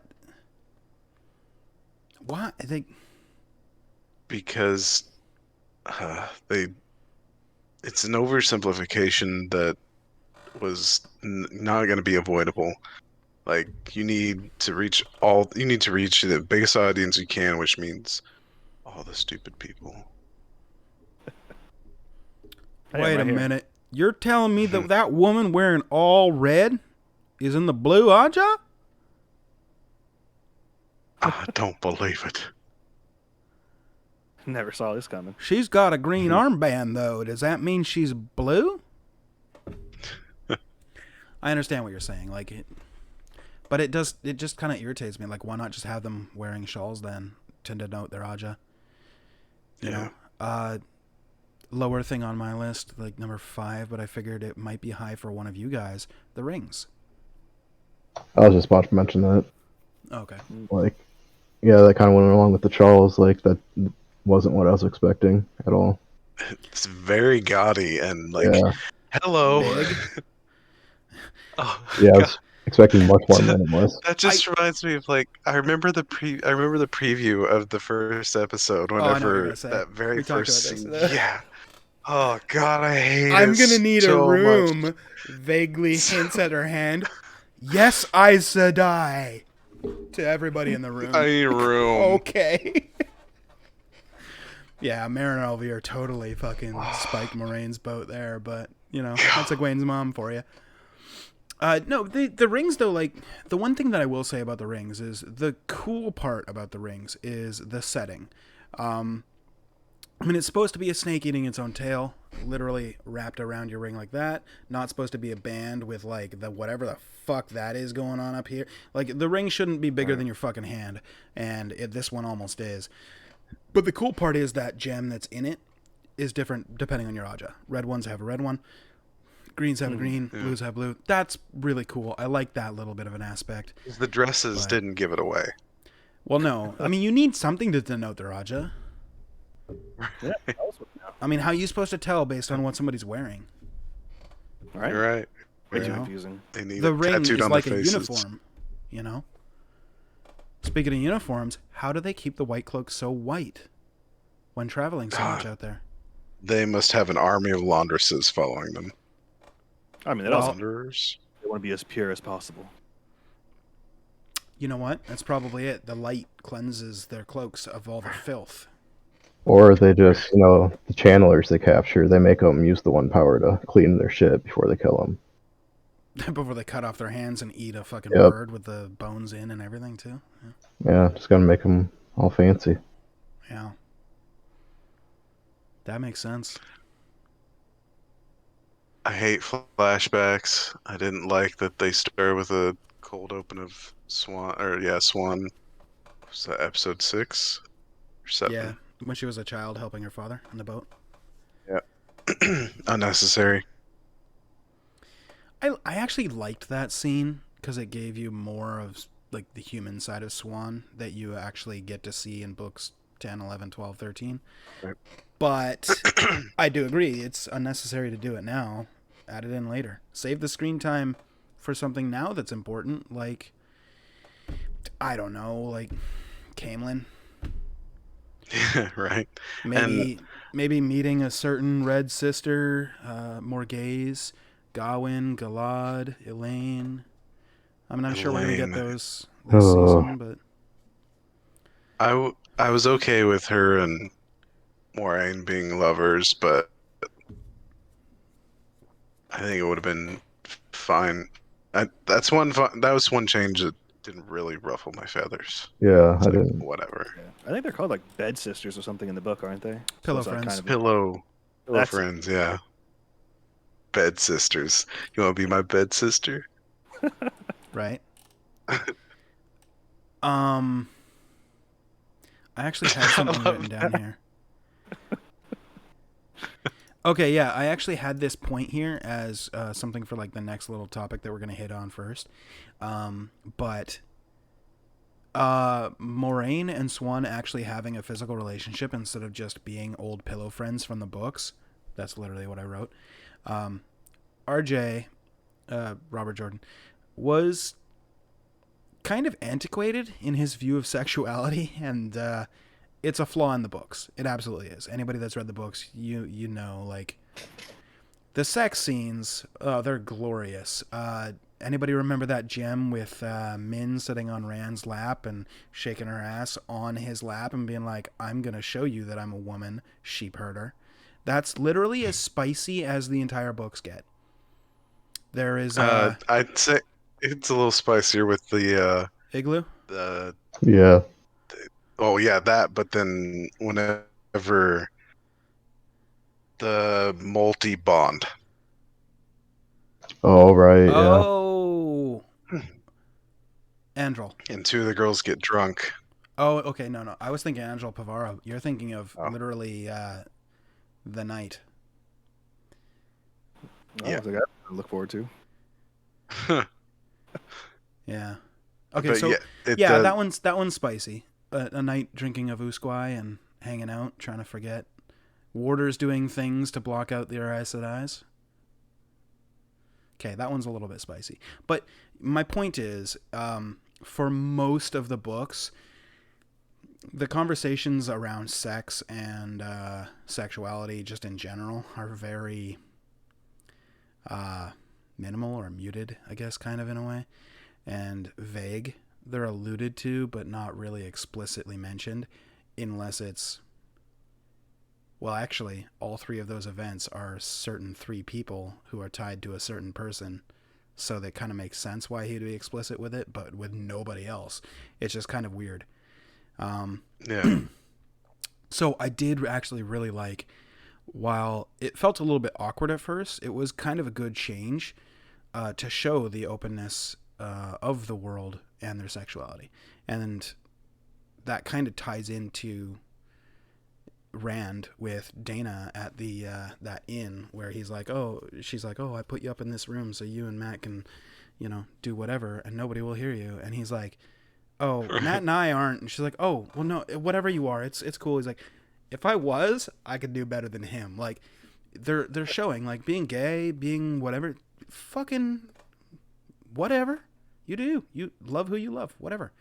And I liked that scene, and the one with Moraine and Swan just kind of shows you, like, that shit doesn't matter in this world, and it's cool. It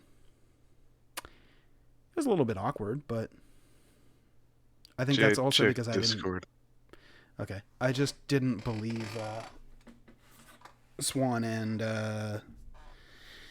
Moraine were like that because it just felt, I don't know, forced maybe. Yeah. Yeah, I just read it. I messaged you back.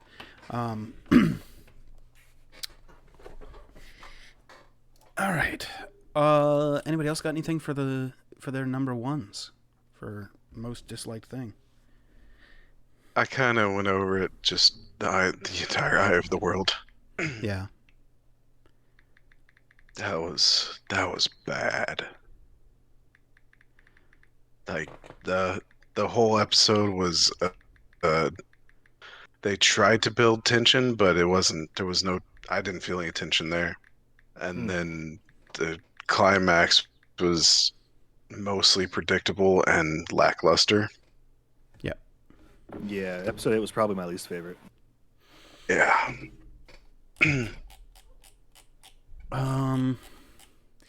Well, before Zach has to leave, actually, why don't we take this as a perfect time to go through our ratings for the episodes and or season as a whole, and we can kind of just bullet points real quick on if you want to rate each episode and why, or the season as a whole and why, and we can go through that, and then Zach can go to bed, and if we want to keep talking, we can. Otherwise, we can just call it after that. But you guys want to do that? Yeah. Yeah. All Sure. right. Do you want to just go 1, 2, 3, 4, 5, 6, 7, 8, and we each, like I rate 1 this, 2 this, 3 this, or do you want to go episode 1? What do we rate it? Episode 2, what do we rate it? Episode 3, etc., and then do the season as a whole. I feel like that's a little bit more fun. So just a number between 1 to 10, and short explanation if you want to. Good. All right. Episode 1. What do you guys give it? I gave it like a medium 7. Thought it was okay. 7. Yeah. I'd probably go a little lower, like a 6. Really? Yeah, like I liked it, but like the tavern thing and the parent wife thing really threw me for a loop. See, that's the only three- thing that dropped mine to an 8, because I put episode 1 as an 8. The battle really stood One out. of the worst parts is like it's like the very first opening scene.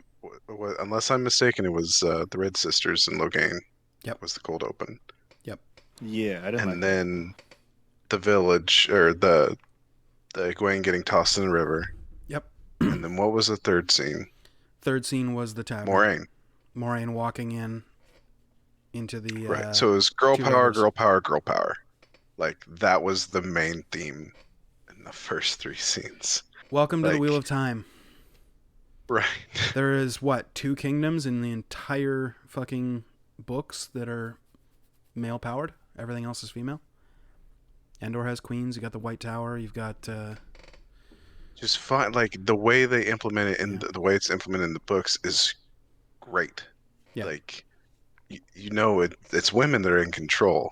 Like the largest kingdom on the planet is ruled by a woman. The largest empire on the planet ruled by a woman. The most powerful person on the planet, a woman. Like, but he doesn't like beat you over the head with it. yeah. Like this show does from the beginning. Fair. Anybody else want to explain their things, or just go down to episode 2? No, that was about what I had. All right. See, I put mine as an 8 because like the battle was awesome. I agree with all you guys' that's what points, I said. and the only thing that made it not a 9 was the fridging and Ugh.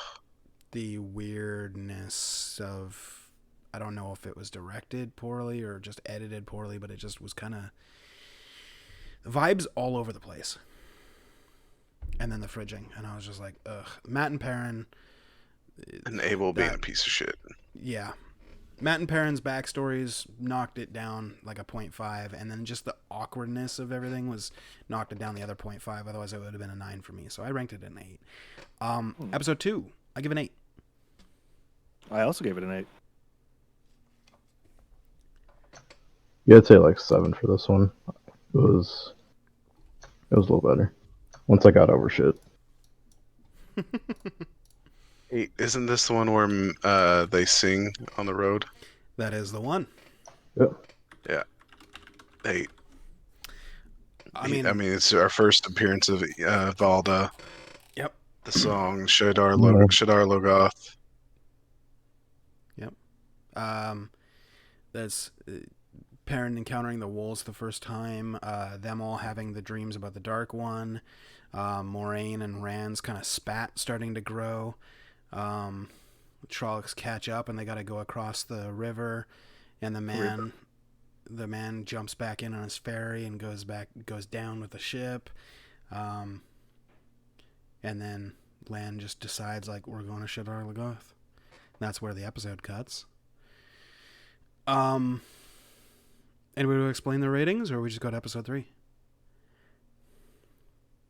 I agree. Good episode.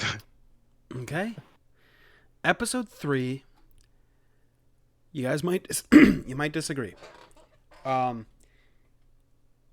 give it a 9. Hold on. There are some weaknesses.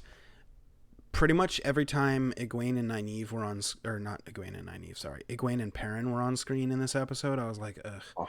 Just get back to the other groups for now, because everything else revolving Nynaeve and Lan and Moraine and Rand and Matt and thus Tom, fucking perfect. It was just Egwene and Perrin that I was like, I could do without this, but get back to the Matt and Rand, and I want to see more of that. So that's why it's a I 9. agree completely, except that I actually like Aram. I cannot wait to Aram too. Yeah. I cannot wait to see like what happened, like how his character changes. Yeah. Same. I think that's gonna be dope. Like this episode had some good moments and it had some bad moments. Like, Yeah. like you said, anything, all else to do with Egwene and Perrin was like just fast forward. Oh no, the wolves are chasing us still. Yeah, okay. Can we go One back to hand- the, Matt and Rand being stuck in a town with the Dark Friend? And, oh, there we are. More, sexy banter, Tom singing, Lan and Moraine bonding in the forest, picking flowers, Oh, I know, warders can feel the Aes Sedai's pain. Buckle up, this is going to hurt. Fucking pops open that ugly-ass, disgusting-looking scab with the fucking ooze. I'm like, oh, God, Nynaeve, I love you. Oh, Yeah. 7. I gave it a 7. Perrin and Egwene was bad enough to give it a 7, I think. At least for me. Damn. See, I was getting more into it at this point, so I'll probably give it like an 8. All right, you're starting to feel it. Because I did like the Matt and Rand stuff, and Fucking perfect. yeah. I think the next one was the high point for me. The next one was pretty good. Not for me. My high point's still yet to come. The results may shock you. I'm also going to pitch before Zach has to go, I'm going to ask for a surprise question that you guys didn't know was happening, but I just came up with it on the spot, and it's going to be fun. Episode 4. In this episode, Moraine is healed by the Aes Sedai as she gets to the encampment. There's a battle. That's also when we get Logain introduced, and Nynaeve goes... Tom and Rand and Matt. Yep. Tom, Rand, Fade. and Matt with a fade. This is also the episode where Nynaeve goes full Super Saiyan. 9. What do you guys give it? Like 9. 8.5, 9, somewhere in there, yeah. Yeah, I think this might have been my favorite, so probably like a 9. Damn. See, I dropped down 0.5. I give it an 8.5. But also loved it for all of the same shit. The thing about this one is the thing that could have made it like better for me, and the reason why I dropped it down a bit was Logain being able to see the weaves. and literally Yeah. quoting Moraine after Moraine just explained that men and women can't see the weaves. Like Karine, or sorry, Karene, as she is in the show. Read the fucking pronunciation guide. It's at the beginning of every book, guys. Come on. Karine, Moraine, Alana, and Leandrin all talk about right in front of Logain about how we can't see his weaves, but we know he's super powerful. Blah, blah, blah, blah, blah. 10 minutes later, fucking, you're not the dragon. Yeah, I am. No, you're not. You're Snowball compared to the Inferno that is the dragon. Fucking Nynaeve Super Saiyan. Inferno. Like, fuck you. I don't know. But 8.5. the skirmish was so good. The Warders and Aes Sedai fighting. Oh, I remember when the trailer came out, the thing that we were looking at, and you were like, wait, hold on. Why is Nynaeve in the middle of a battle? And I was like, bro, I don't know. Flashback maybe? Is this maybe Winter Night? I don't know. And you're like, I don't know. Turns out it's one of your favorite episode. Like, it was dope. And Gentling Logain was so good. Yeah. Oh my god, just the fucking The tears out of him. Yeah. Oh yes. More of that, please. And that's why they call it severing back in the Age of Legends. That is in fact true. Episode 5, we all gave our rankings for that. Yep. You guys gave it an 8.5, 9, 8.5. Okay. Episode 5, Blood Calls Blood. Otherwise known as the episode where they all go to Tar Valon. No, that's the one before. No. This is this one. They go to Tar Valon. A ring is deposited into a forge. A funeral is had. There is some grieving. There is some. There's some Ogier. Exposition. There's some Ogier. Not a lot of intensity happens in this episode, but still, it's kind of an intense episode. Yeah. What do you guys give it? 6. Probably back down to like a 7 here. I give it an 8. I also gave it an 8. Here's the thing. I would have given it much lower, but I actually, originally when I made this list, I did give it a 6. But since then, I've done some reading, not on the Wheel of Time, but on the concept of a designated mourner. And in some cultures, there is something as a designated mourner, which they have borrowed for the show. Lan is the designated mourner. What that means is nobody else is allowed to show emotion during the funeral, and he is supposed to be the outlet for what everybody else is feeling in the room. So he has to show the emotion, and that's why it happens. I would have given it a 6 because Lan shows the emotion. That is not Lan. Lan is not supposed to do that. He is supposed to be completely stoic. He's literally called Stoneface by 5 different characters in the series. He's supposed to be that stoic, hard-faced, fucking no bullshit, fuck with me and die kind of character, and he's like, rah! At the end of the episode, I was like, fuck you. And then I read about designated mourners, and I was like, okay, I get it. And after watching the pick someone else. Pick someone who isn't. Thing is, he was closest to Steppen, so he was chosen to be the designated mourner, and so I kind of get it. See, that if I put myself also in doesn't Lan's make head, sense. I kind of get it, because he's supposed to be mourning for everybody else there, and if he doesn't, they can't all mourn. So he kind of feels like he has to, and duty's heavier than a mountain. So it's, when you think of it that way, it's kind of in Lan's character to do that, and so I bumped it from a 6 to an 8. How would he be closest to Steppen if Lan and Moraine are like the most Reclusive. cut off? Like, yeah, right. They don't.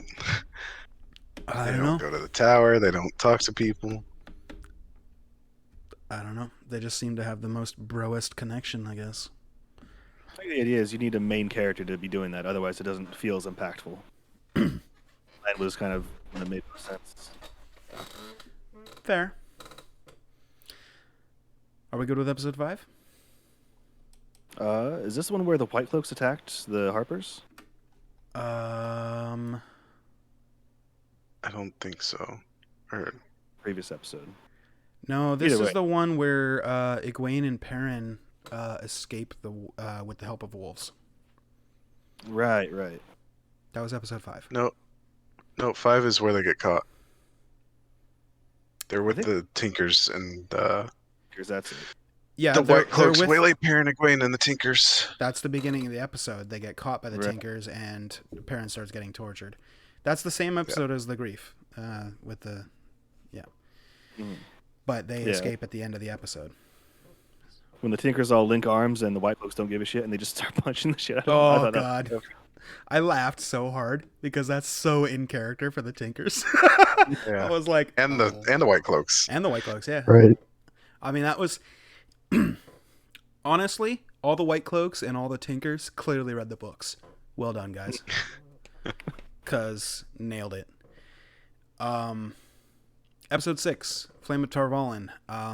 We meet Swan Sanche. We get the flashback for, I don't know, 20 something years ago, blah blah blah, when she was a kid with her dad. Moraine detaches Matt from the Tainted Dagger. Also finds Egwene and Perrin in the city. Blue Sister orders Moraine to remain in the tower. She tells Swan that she has to be exiled. She swears an extra oath to Swan. Major thing. It was Yep. like number 7 on my things that pissed me off list. And that Aes rod Sedai. was even more phallic than I thought. Right. Aes Sedai don't swear a 4th oath, people, and there's a character later on that toys with the idea of swearing a 4th oath, and let's put Kind it of a this big way. deal. It's kind of a big deal. And she ain't around no more. So that tells you how big of a deal it was. So the fact that literally episode 6, they're literally swearing a 4th oath. Why you changing shit, Rafe? I'll bet they differentiate between like the 3 oaths and then like using the thing as an oath. There's she was probably a holding. difference. She was holding the oath rod. Yeah. You only swear 3 oaths on the oath rod. Yeah. I mean, they also have to introduce it somehow, and I guess it works. You can't channel somebody back to life if they're dead, Lauren. You just can't do it. I'm going with the 7 on this one. Yeah, I gave it a 6.5. It was okay. Yeah, I'd probably go with the 7 too. I also gave it a 7. It would have been a 7.5, but Barney Harris left the show, and the Oh, yeah. the editing was the problem here because It was- they very clearly cut some other stuff that he had done and edited it to look like he was still in the show at the end of the episode, and it did not work. Everyone just screaming, Matt, no. Yeah, it didn't work. Episode 7, The Dark Along the Ways. It's the episode literally going through the ways, getting to Faldara and spending a night there. The group talking, discussing, and revealing a love triangle. Here's the thing. I give it a 9.5. This is my highest episode of the season. There's barely any combat in here. I know. The only thing that I thought of that when I was like, you know what, why isn't this getting a 10? Because it's not a certain battle, and that is going to get a 10, unless it completely sucks. And the love triangle. Everything else about this episode was exactly the things I loved. The nods to the readers, you know, I will love the man that makes you happy because he makes you happy, and I'll hate him because he's not me. That's in this episode. Lan inviting Nynaeve to come have dinner with his family. Fucking like tugs at your heartstrings, bruh.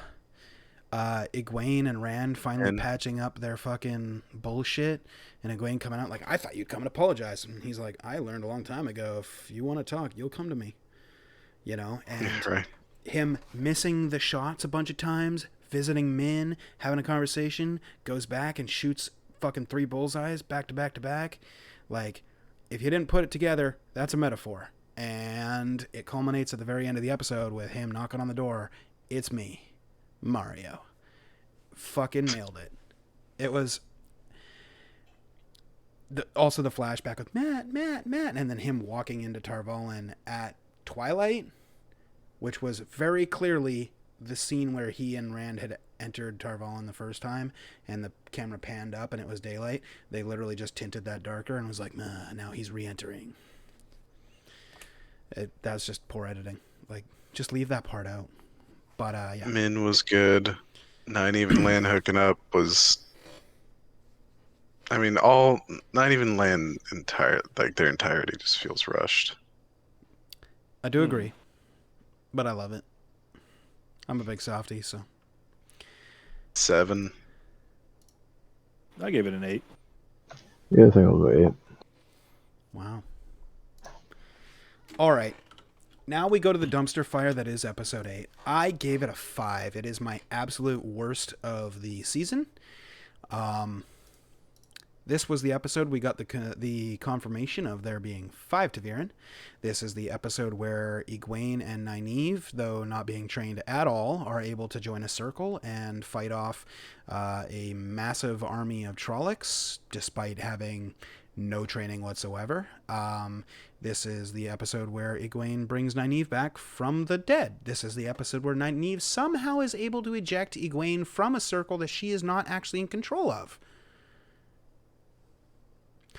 This is the episode where the loyal death fake-out happens. This is the episode where the Horn of Valir is found to be underneath the...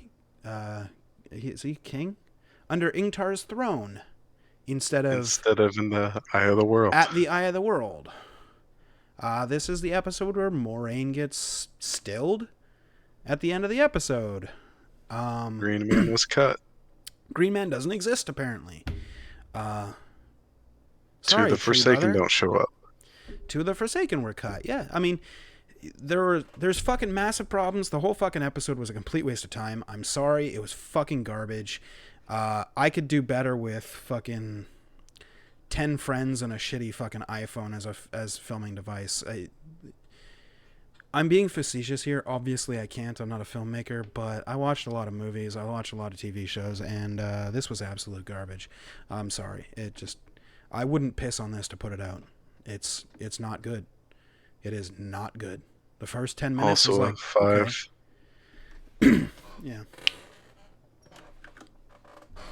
Yeah, I'm glad that they actually, showed that this is more of a, if anything, it's post-apocalyptic, but it's not even that really. This is just it's cycling. Like, you get the highs and the lows. The Age of Legends, where technology was surpassing today, and they had magic as well.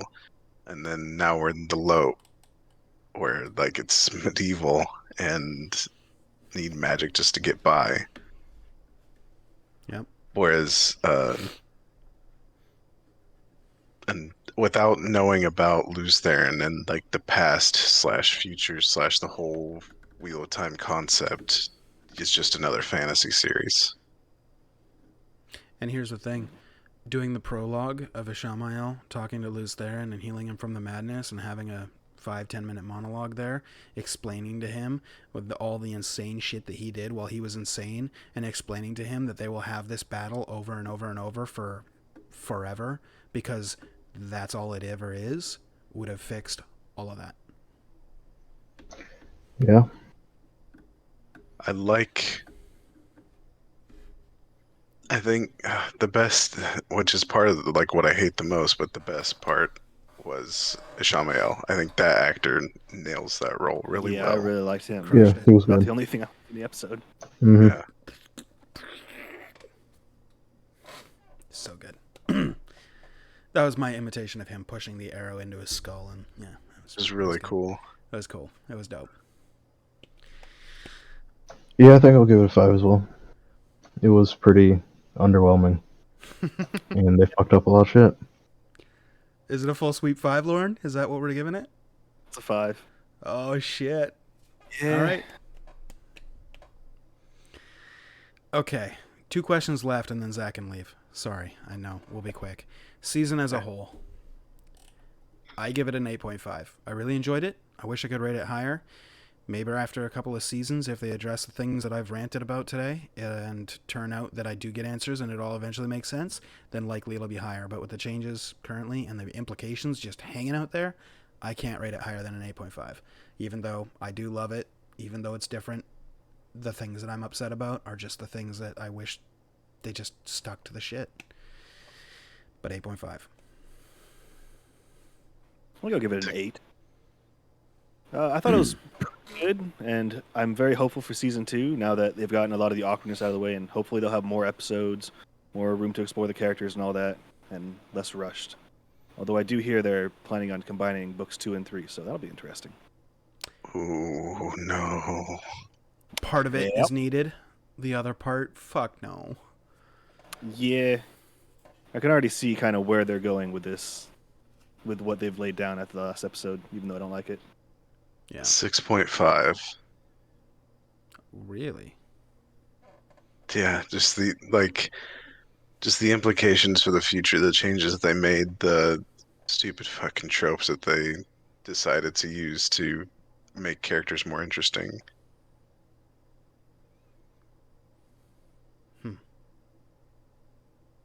I agree. And the complete belly flop of the last episode. Yeah. Bad. Like that finale is so important to me. I like right before I showed you my Facebook post years ago, right Mhm. before I got A Memory of Light, like I put out a Facebook post like just how important stories were, how important this story was, and before I read this final book, I just wanted to like take stock and like say how much I appreciate the entire series and how I was a little even dreading how this might turn out. Like if it failed, then like it could really sour the entire experience. See Game of Thrones.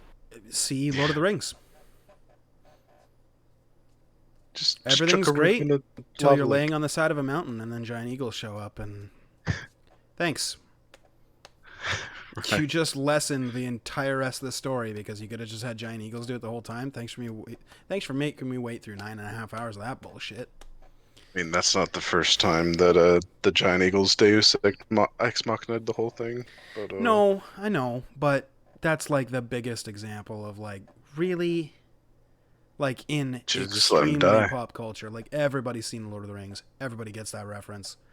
It's obvious, right? Same thing. all right, Zach. What's your ranking, Zach? I'd probably go like 7.5. Like I enjoyed it for the most part, but there was quite a few changes that I wasn't a fan of, but I guess we'll see. Yeah. And like I said, I try to separate my having read the books from this as a TV show, and like even whenever I think even getting like some degree of separation, it's still stupid. Like the two biggest ones being, well, two of the biggest ones being Matt and Perrin's backstories. Like completely removed from ever having read the books, it's still stupid. Yeah. Fuck. Lauren, you already gave yours, right? You gave it first or right after me? Yeah. I think I give it a 8 to 8.5, Yeah. somewhere in that. All right. So, I mean, generally, the theme I'm picking up here is like, it wasn't amazing. It wasn't complete garbage.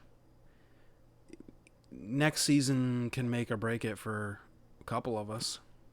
It's got a lot of room to grow, we'll say. That's Yeah. a charitable way of putting it. If I could fucking slap Rafe across the face and make him change one thing, it would be the last episode. And because you can get by a season with a couple of 8s and a couple of 6s here or there, you can't have a 5 out of 10. And this is just one subjective opinion. I get it, but How does your finale? literally most of the fandom is upset about this episode for all of the reasons I mentioned. Like I see it on, Twitter and Reddit and Dragon Mount and all these other websites. Like people are upset about it and rightfully so in my opinion, because this fucking last episode was dog shit. It puts a bad taste in your mouth, Last thing before I let you guys go. This is a question that I was thinking about, and it just popped into my head. It'll be a quick one, I promise. And I actually mean it. What is the quote from the show that stands out to you? Just give me a quote. I'll give you one as an example. All roads lead to Tarvalin. That's not how roads work. My favorite quote of the show so far. Rand and Matt leaving Shadow Logoth. Well, the lady does throw fireballs. Also Matt. Well played. This is what I'm thinking of is Neil. Oh, which one though? Both. Oh, okay. That makes me think of like the Amerlin seat waits for one woman, and it is not you. That was good. Yeah, that's a good one. It's a good quote too. I don't know. The comment Rand made to Egwene in the second to last episode when she came outside was pretty good. About how he knows to wait or whatever. Oh yeah. And not like go Yeah. and find her and she'll come to him. Yeah, I don't remember word for word. that's right. Clearly was- impactful. That was Yeah, I'm not that good was with during the conversation where she was like, he's like, you already chose what you're gonna do. You can't just go back to being a wisdom apprentice. You want to go and be an Aes Sedai, I could be your Yeah. warder. And they were like, and it was that kind of conversation. I mean, that one was pretty close to what the books were too. So part 2 of that question was, what's one quote from the books that you want to see in the series at some point? For me, it's got to be kneel to the Lord Dragon, or you will be knelt. Do my You job. always find water and shade.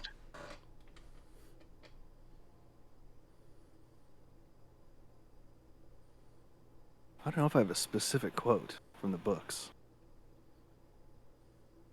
Yeah, I'm trying to think of one. It's been a while. I guess just in general, I want Nynaeve to berate Lan a little more. Right? Nynaeve just needs to berate everyone more. Like, Yeah. Maybe tug her braid at him a bit, hit him with Mm. a stick or something. She does need that. I mean, she does try to kill him. That was dope. yeah. It's like Yeah. you're literally attacking A, Borderlander, B, a warder, C, one of the Dunedain Forgotten Kings. Oh wait, that's Aragorn. Sorry, I got lost track of which character I was talking about. Wait, same character. Yeah. All right, well, gentlemen, thank you for enduring my ranting and giving me a place where I can just talk about it and have you guys, completely agree with every word I said. Thanks for inviting to Yeah. the Yeah. podcast.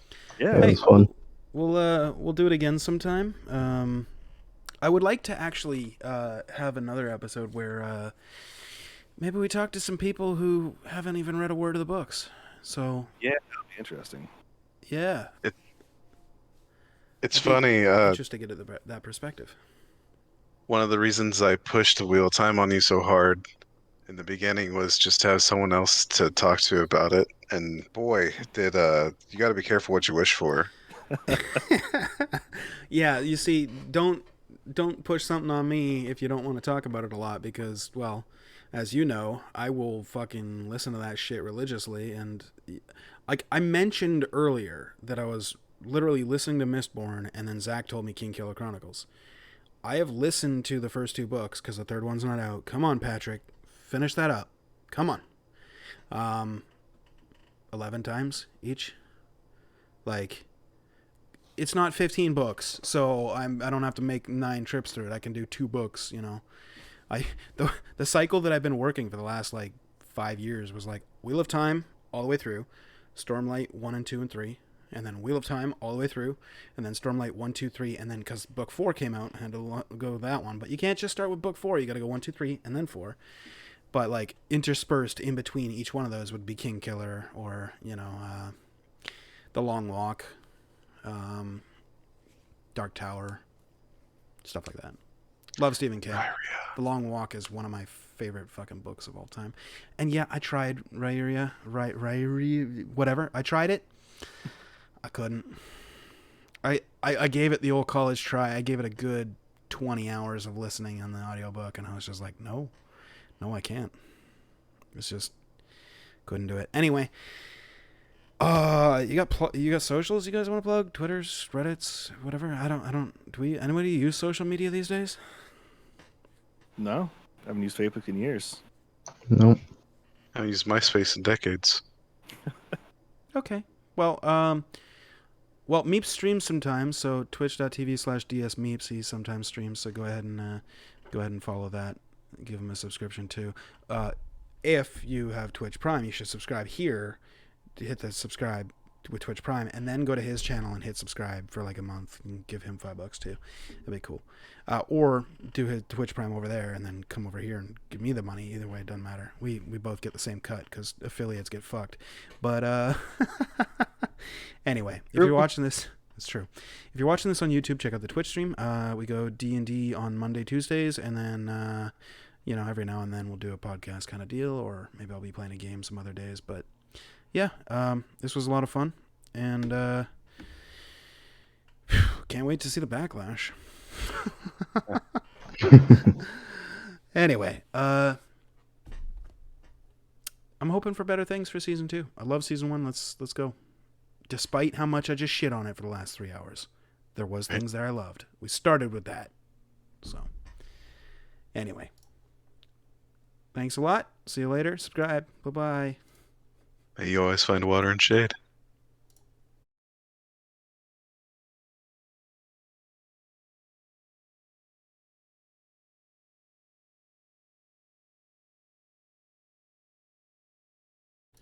Oh, I forgot. I'm going to run ads, so stick around for a minute and watch those too. Thank you.